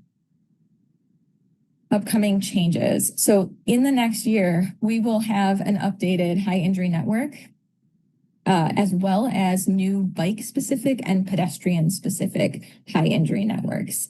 These bike and ped-specific high injury networks will show locations of highest risk specifically for bicyclists and pedestrians. This is data that seems to get drowned out in the our overall high injury network that is mostly motor vehicle crash focused. Just as background, these new high injury networks are being developed by the UW TOPS Lab with support from city staff and others. The new high injury network and pedestrian and bike specific high injury networks are still in development, and we aren't 100% sure how these will fit into our scoring process. Like, for instance, which high injury network do we use to score our projects? And how will the updated high injury networks impact our scoring process? So this is not something that you actually need to make a decision on. You don't need to take action on this piece, but I did want to let you know that the scoring process has changed for the time being out of necessity. And once we've developed these new high injury networks and reviewed how they would impact our scoring, we plan to return to the Transportation Commission to make a recommendation. All right. Thank you so much for your time and listening to all of that. This is a summary of the staff action or the summary of the staff recommendations if you choose to take action. I can leave this slide up and I'm also happy to take any questions. Thanks, Jessica. Oops, I said I was going to leave it up and now I forgot. This is great work. Questions for staff? Robbie. Hey, sorry, we do have one public register. I'll wait. Thank you. So we have Mike Tarby of Williamson Street supports and wishes to speak. Sorry to interrupt your staff questions. Everybody still awake? No, Great. No need to apologize. Thanks, Chris. Hope you folks will excuse me this evening. I'm going to sound a little bit selfish. I'm going to ask you folks to step into my shoes for the next few minutes. I live on Willie Street. I co-chair the Marquette Neighborhood Association's Transportation and Safety Committee. I was part of the effort to remove Willie Street's peak hour lanes. And one of the concerns that was present throughout that process was that traffic would be diverted onto quieter neighborhood streets. As you know, this is hardly the first time this issue has been raised, right? We heard it during the conversations about Regent Street reconstruction.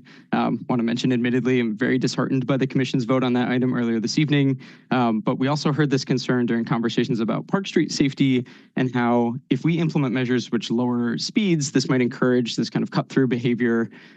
So hearing this from my neighbors as well, I proposed what seemed like a pretty reasonable solution to mitigate this issue on specifically Jennifer and Spate Streets with our own funds as a neighborhood. Let's get approval from the city. Let's paint some curb bump outs at a few crosswalks, line them with flexible delineators, and hope the traffic slows. I reached out to the city countless times since mid-December, and the only response I've received that approaches an answer is that there's currently no process to support this. Is that true? I feel like we don't we allow like property owners to consume the public right of way and redirect traffic when construction materials are stored on the street or on the sidewalk via the street occupancy permit? I kind of struggle to see how this is a different process. We're redirecting traffic in the same way. We likely consider the same safety and transportation factors. Nevertheless, I take this information back to my community. I share that the next best option is to nominate intersections for the Safe Streets Madison project list. As staff just outlined, that list is over 730 projects long. So what I'm trying to get at is that we need to be honest with ourselves. We're falling short of acting on street safety at an appropriate timeline and at a scale for this massive problem. This presentation focused almost entirely on how to re-rank projects, not how to make progress more quickly. So personally, I love to ask myself, what are the kinds of incremental improvements that we can make to our systems as well to improve their efficacy? In this case, I genuinely think the answer is allowing neighborhoods to implement their own traffic calming. Not on the city's dollar, not with city employees installing the project, just residents taking ownership of their safety. Instead, what we're met with and what I've been met with is the city saying the system doesn't allow that. So basically, you just have to accept that your streets will continue to be unsafe until they're reconstructed, or if you're lucky enough to have your project top this list. I really hope that the commission and staff can hear how residents might interpret that kind of response as the city prioritizing process over safety. Thing is for us to get creative. Instead of saying, this is why we can't make your street safer, let's ask the more challenging question of how can we make small changes possible at a wider scale? I'm asking you all to give me back to my neighbors with optimism to allow minor temporary street alterations initiated and implemented by community members. Let's crowdsource street safety and bolster the city's existing efforts. Thanks as always. Thanks, Mike, and thanks for sticking with us all this time. Aiden, are there any more registrants? Yes, actually, we do have one more. Paul Bailey of South Seago Road neither supports nor opposes and wishes to speak. Thank you. I just wanted to agree with Mike and point out the crossing near the school near me on Seago was improved pretty substantially by placing a cone between the driving lane and the bike lane in the sort of hashed area there on Seago. The city also added a curb, probably at great expense, but having watched the intersection quite a bit, the cone did quite a bit more work than the curb did. And so I just wanted to encourage you to think about even lower cost, even faster ways of doing this, quicker turnaround. Having been to Minneapolis, I've seen a lot of flex posts bent over or just completely gone, but I do think they can be a good way to try out a redesign. Thank you. Thank you, Paul. Anyone else, Aiden?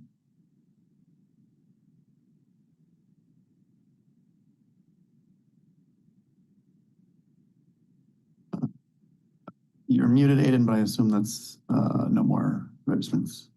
Sorry, correct. Yep, that was the last one. Okay, thank you. Any questions for registrants? Robbie? No. Bill? Thanks, Chair. I guess having residents do their own thing, for the lack of a better word, I'd be very surprised if the city would liability concerns. You just have to have one mistake, and the city would be in big hot water. And I guess I just, without the blessing of the city undertaking it, of taking on that liability with the residents doing it themselves, I guess I just would not be in favor of that. Okay, thanks. No questions for the registrants, though. Yeah, no, first, the one said that they wanted to do their own thing. Let the residents do their project with their own money. Okay, thanks, Bill. Ann, do you have a question for one of the registrants?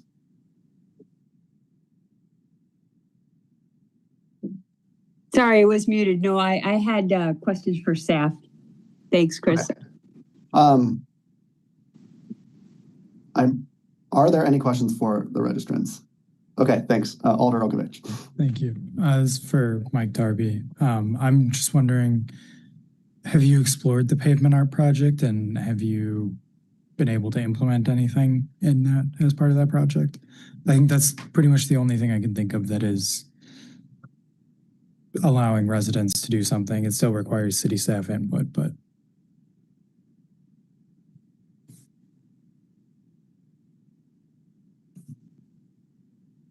do you still have mic on? Yep, I just had to be unmuted. Thanks. We have followed, so the Girl Scouts in the neighborhood here have been trying to implement a pavement, decorative pavement marking project that started like this past summer. They're only just now getting through that permit process, so we've kind of been following their process to understand where obstacles might be. As I'm sure you're aware, paint does something, and I understand it as like a step in the right direction, but obviously, like, you can just drive over paint. It's not really much of like a deterrent to drivers, and it's not something physical on the road that might encourage cars to slow down. So I've been sort of waiting on a response from the city to tell us, like, no, there's definitely no like opportunity for the neighborhood to install anything or do any traffic calming beyond paint before we pursue that permit, because it would be my understanding that those things would probably happen in parallel. So I've been kind of hoping to be told like outrightly no, and given a reason why. If I can also just briefly respond to the commissioner's question about like liability, in my mind, I think that this would be implemented through a permitting process, like how we allow the street occupancy permit for like developers if they're placing materials in the streets. It's kind of the same, like we're redirecting traffic, maybe we're consuming part of the like public right of way, the street, the sidewalk. So I would still expect there to be, maybe you require a neighborhood to like provide insurance and protect the city from that liability. But again, that seems like a very small obstacle for us to overcome. And I'd much rather have to figure out like, hey, how do we get insurance for this project, rather than seeing like another headline of, a child getting killed crossing a street. Personal preference, but. Thanks, Mike. Thanks, Alder. All right, questions for staff? Robbie? Thank you. Yeah, I actually just had a fairly quick question, which is under the maximum individual project cost and talking about redirecting it to alternative programs. Could you just go over what some of those alternative programs are? Yeah, right now, the main alternative program we would refer it to as reconstruction. Reconstruction is where we have the most money to do big projects that cost a lot of money. I want to let Tom or Sean or Yang add anything if you thought there were other programs that would be good candidates for these kinds of projects.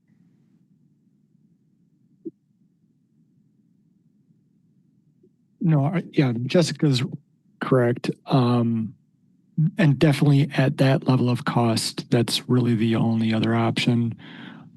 An example of this was Nakoma Road sidewalk. So Nakoma Road sidewalk was originally a Safe Streets Madison project.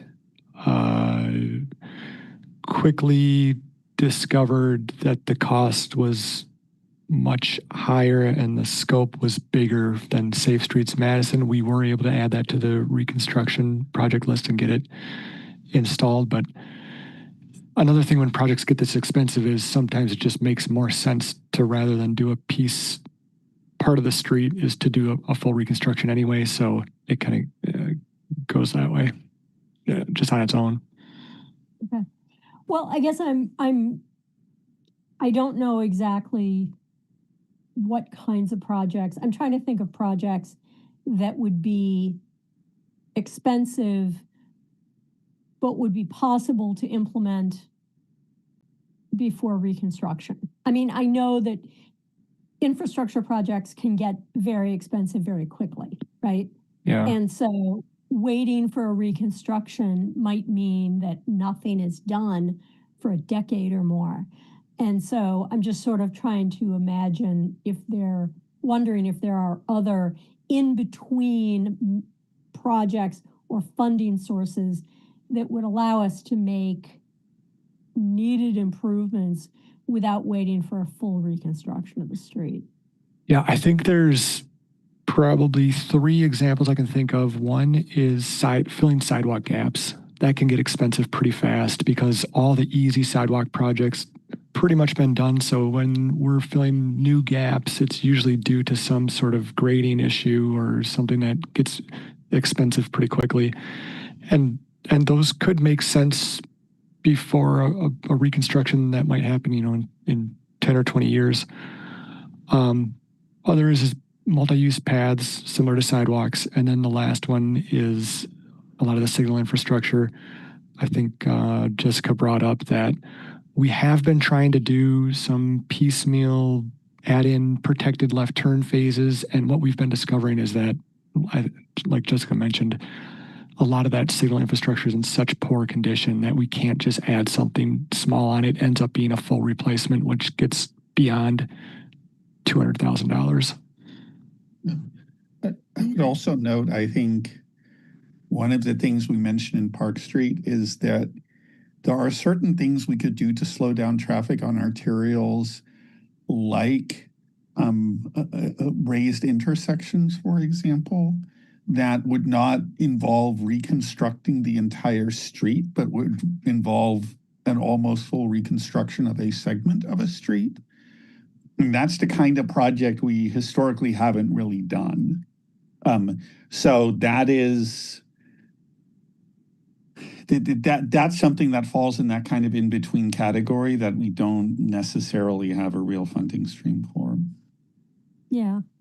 I guess the first thing that came to mind for me was some kind of a, as you mentioned, Tom, a multi-use path connection, where you need to connect, say, to quiet streets, maybe through a park or something like that. And it's a fairly short piece, but I know those things get super expensive very quickly. And I'm just trying to figure out what we're losing if we don't include those in the Safe Streets Madison program, and what other possibilities there are for funding those.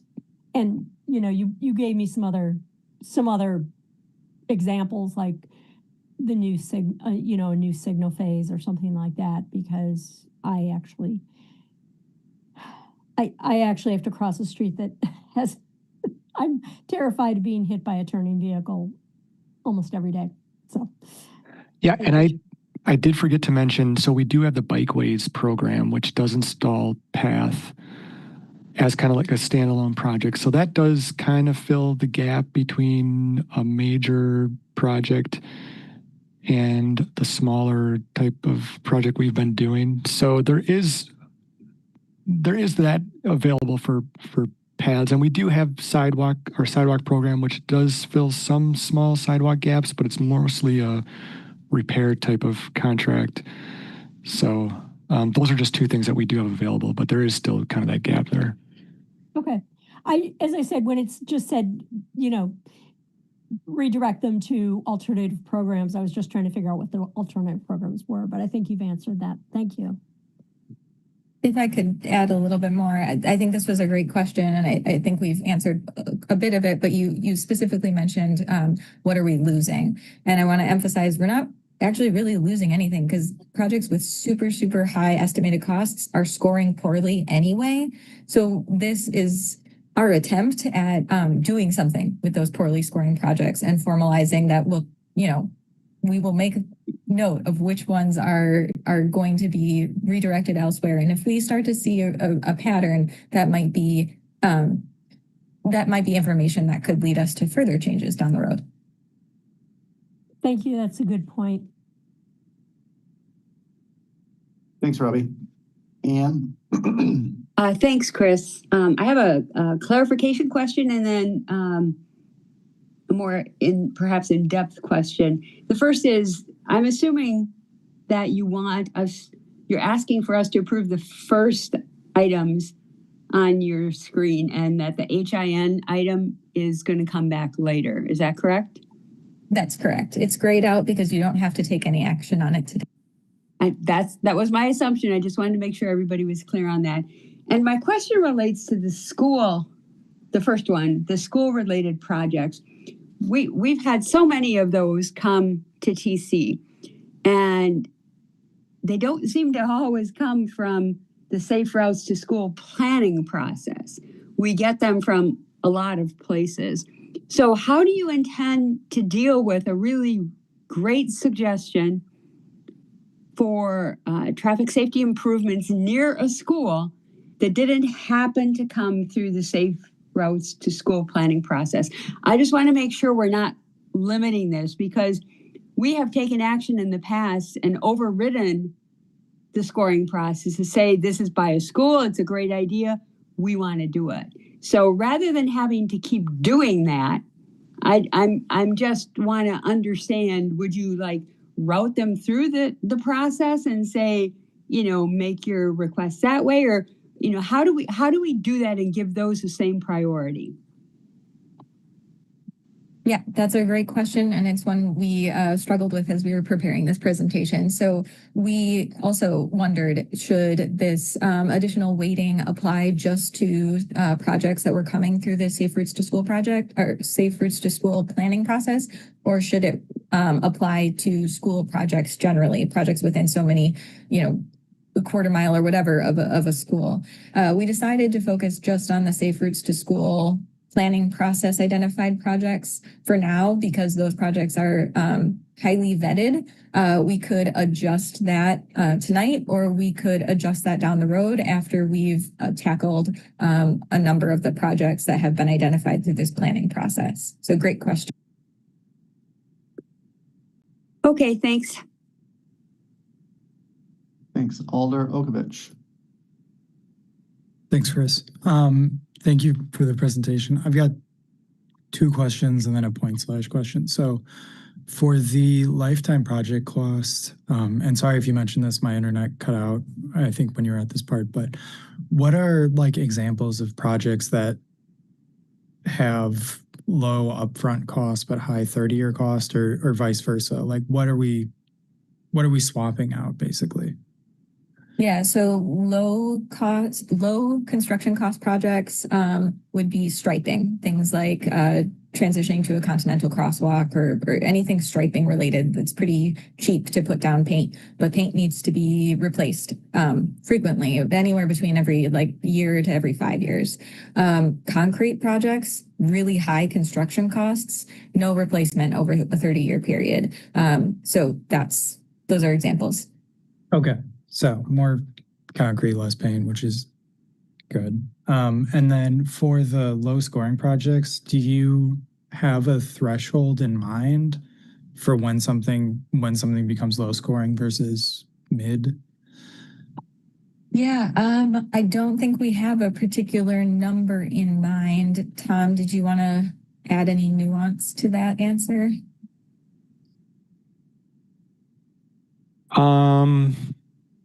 No, I know there are quite a few that score 0, so that would be the starting point.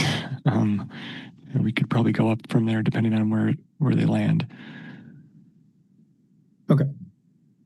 I was just curious about that, and then I guess my last question / point is related to low scoring projects and high injury networks, and I think the other alders can sympathize with this, but get a lot of complaints about specific intersections that might get cut, and putting it on an archive list is not going to make it's not going to make people feel any better than if it's on the list but no action is being taken, I don't think.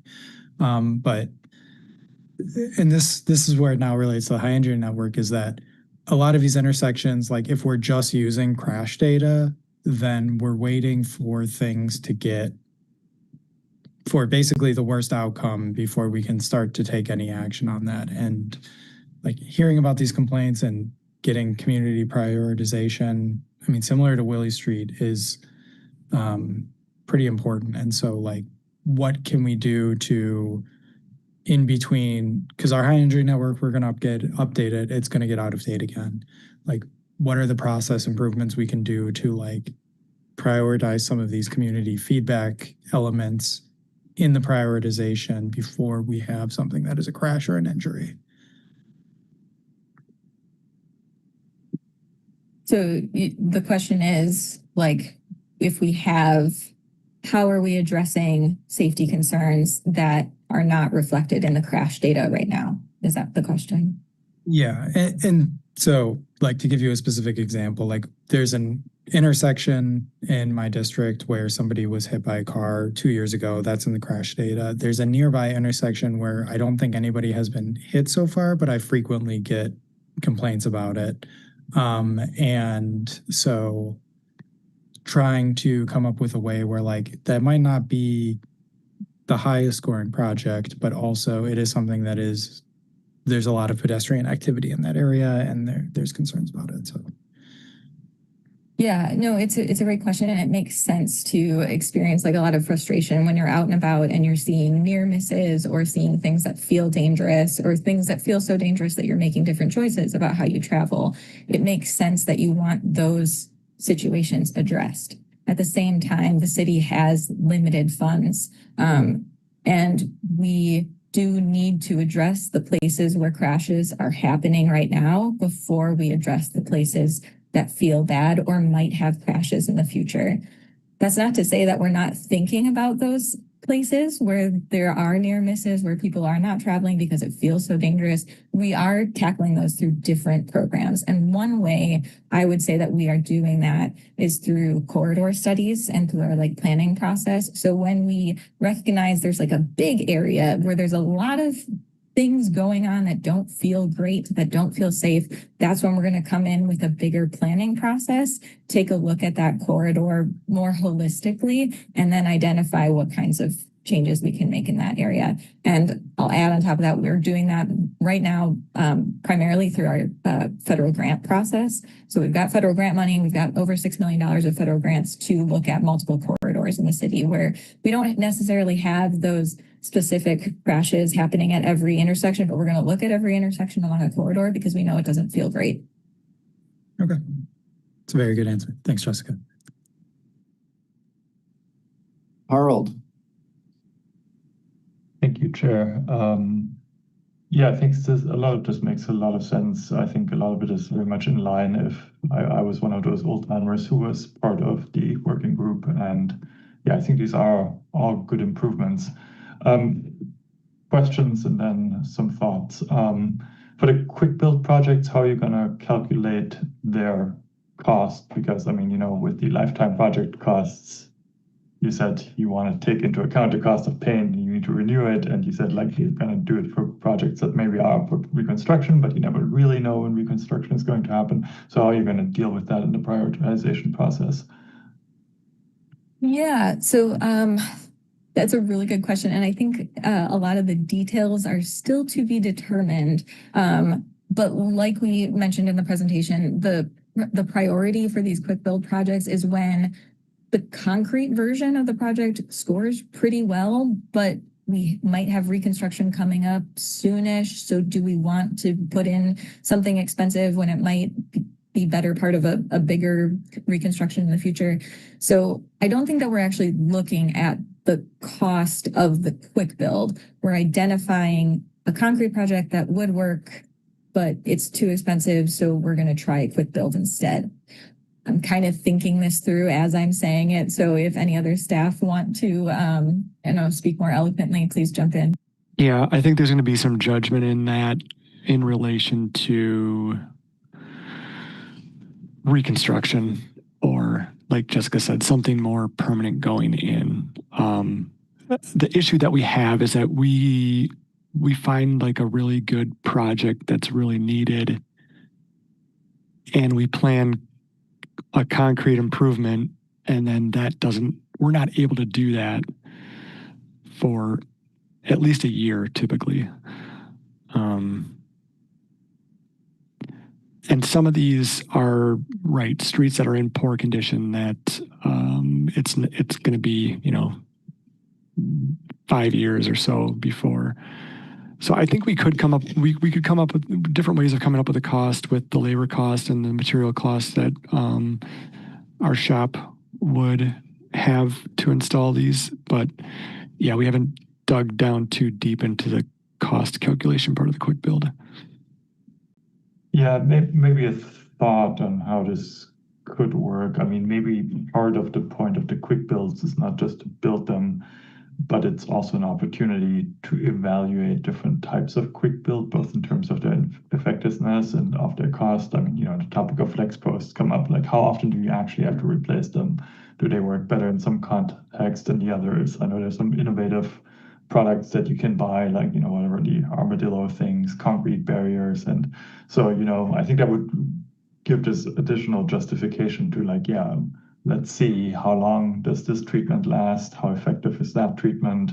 And then you have something in place that's better than nothing in place. And then eventually you want to do the concrete, the full concrete. But yeah, maybe in the meantime, you can gather some useful data that then can guide of like, yeah, paint still not enough benefit to do it. It's better to just wait 3 years for the full reconstruction. That might be one way to deal with this. Mm-hmm. Yeah, and this has been brought up a lot by different people, alders, asking for this type of thing. And what we've been doing is kind of just doing it with our shop staff. If it's something that's really needed and makes a lot of sense, we'll just go out there, install something quick to get it done, but we don't really have a funding source for it specifically like this. So right. Yeah, and then the other question or point is about the high injury network. And this ties back to some of the things that people have said, I think. So makes total sense what you said, like high injury network, it's kind of old at this point. You want to be able to react quickly, but and now you have funding to create an updated one. It's great to have a bike ped specific one, but we're going to find ourselves in that situation again 5 years after the more current high injury network has been updated.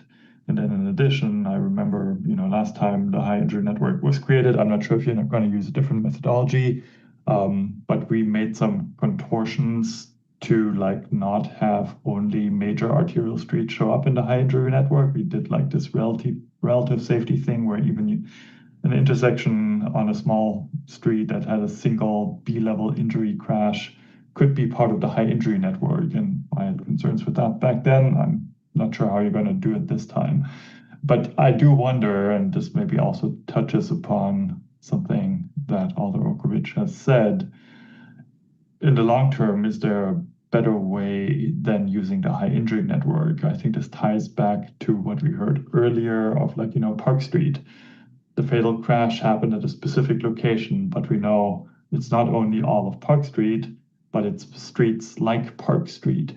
So could we use something where we take street characteristics, like high injury prone types of streets as our scoring criterion or something like that? In the short term, I think you should continue with what you're doing, but I think it's an important question to ask. And the corridor studies you mentioned, I think that gets into that idea where it's not a single location, it's a corridor, it's a type of street, it's the number of lanes. I think there's something that we could come up with that would be even better than the high injury network. I think there's some research also showing that fatal crashes, if you look at the locations, only 40% of fatal crashes happen at a location where previously a fatal crash has happened in the past 5 years. So I think there's some arguments to be made to come up with some sort of maybe blended approach of here a crash has happened here, multiple crashes have happened here, and here's a location where we think it's very likely that a crash is going to happen. I think there were a lot of great points there. The only thing I wanted to add some commentary on is you specifically mentioned, we have these new high injury networks coming and what happens when they're out of date. One of the pieces that we're looking at right now with our high injury network update is integrating it into a platform we have that tracks crashes in Madison, and then using that platform and the high injury network creation process to regularly update that. We're still figuring out if that will work, and if it does, how it would work. So that's one of the many questions we still have for how we'll incorporate it into future scoring. But I really like all the other stuff you mentioned about looking at accident or crash prone areas and all those other things. So thank you for. Yeah, so talking about integrating that into our crash program. In theory, it could be the high injury network could be updated as often as we are updating the crashes in the program. So that could be as often as every couple weeks.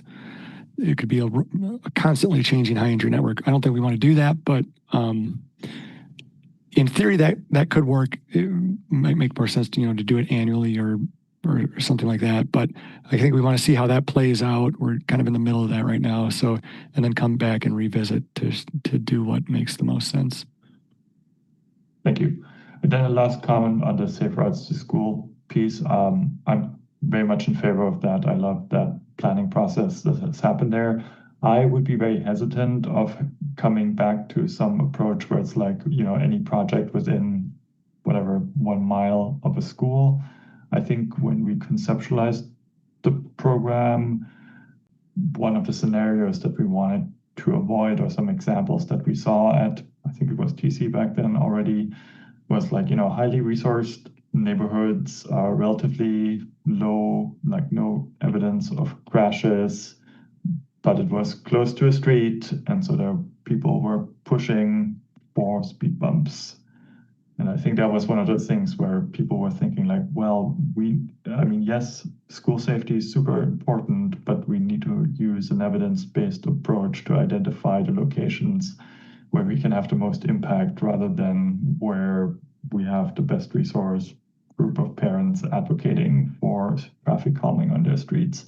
And I think the Safe Routes to School planning process does exactly that. Like it talks to students, it talks to teachers, it's a comprehensive approach. And that's why I very much support that. I would be much more hesitant to say like, oh yeah, any kind of project within a school radius gets a 30% bump. Thanks.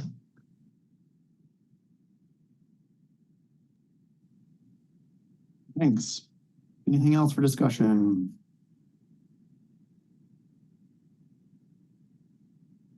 I will just add that it is great to see us revising this, and it won't be perfect, but we'll keep doing it. And I've seen lots of programs like this, and there's some novel stuff here, like using the life cycle costs.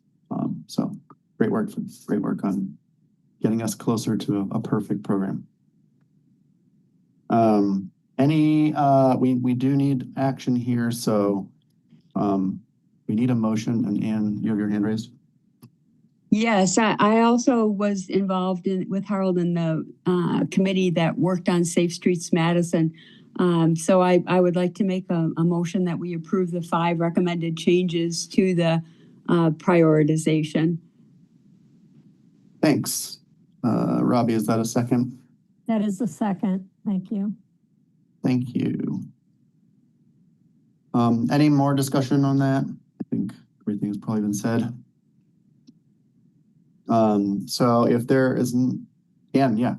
Just if I could just briefly speak to my motion. I appreciate what you said, Harold, and I recall that conversation.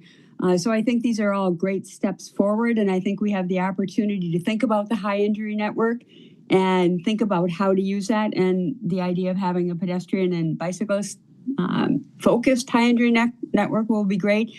And just to remind everybody, this is a continuing process. So staff can come back to us at any time and ask us to review the prioritization again. So thanks to staff for this great work, and I'm real excited to see this implemented. Thanks, Anne.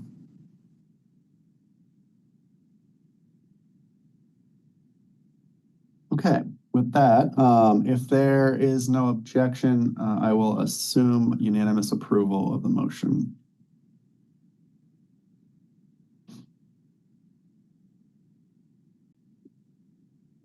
Okay, consider that passed. And that is the last of our formal items from staff. Next up on the agenda is item 8, reports from crossover members. Anyone who sits on other boards, bodies, and commissions who have relevant news report here. Harold.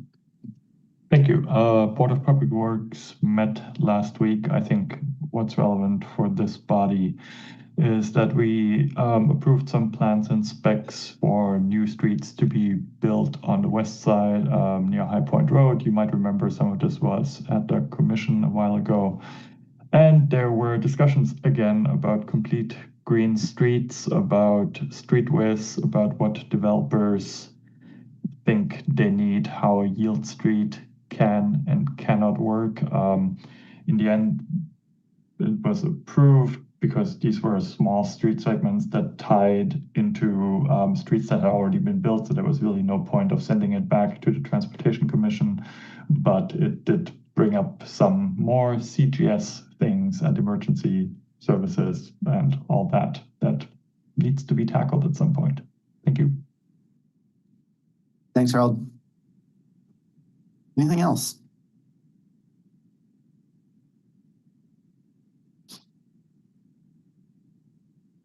Okay. General announcements from the chair. I don't have any, except to remind folks that Kaylee will be leaving us soon. I think maybe the next meeting may be her last. And I will turn it over to Anne in case there is anything that you want to flag. Thanks, Chris. I don't have anything at this time. Great. And lastly, any suggestions from commission members on items to place on a future agenda? Actually, I'm not sure if I have the right Yes, it looks like we've got on the next meeting, Park Mobile updates, Safe Streets Madison projects, passenger rail update, Perry Street connection, crash facts report, Vision Zero progress report, DOT annual operations report, and a quarterly traffic safety report, if those all stick. Harold. It'll be a short meeting, I'm sure. Future agenda item, I would like to add a review of complete green streets, especially with regard to emergency services and with regards to developer demands for street parking and the concept of yield streets to a future agenda. I know this is going to take some staff time to prepare, but I think we got to tackle this. We keep seeing issues over and over. Thank you. Thanks. Anne? Thanks, Harold. We have that looking forward. We have reviewing updates to the Complete Green Streets Guide on the June 3rd agenda. So it's on staff's radar, and we'll look forward to hearing from them. But it's great to get the feedback along the way so they can take that into consideration. Thank you, Anne. Anything else? And if not, I will welcome a motion to adjourn. Harold. Move adjournment. Second. Thanks, Alder Okovich. Appreciate everyone bearing with me on my running the show here tonight. And it's been a long night. Thanks. You did a great job.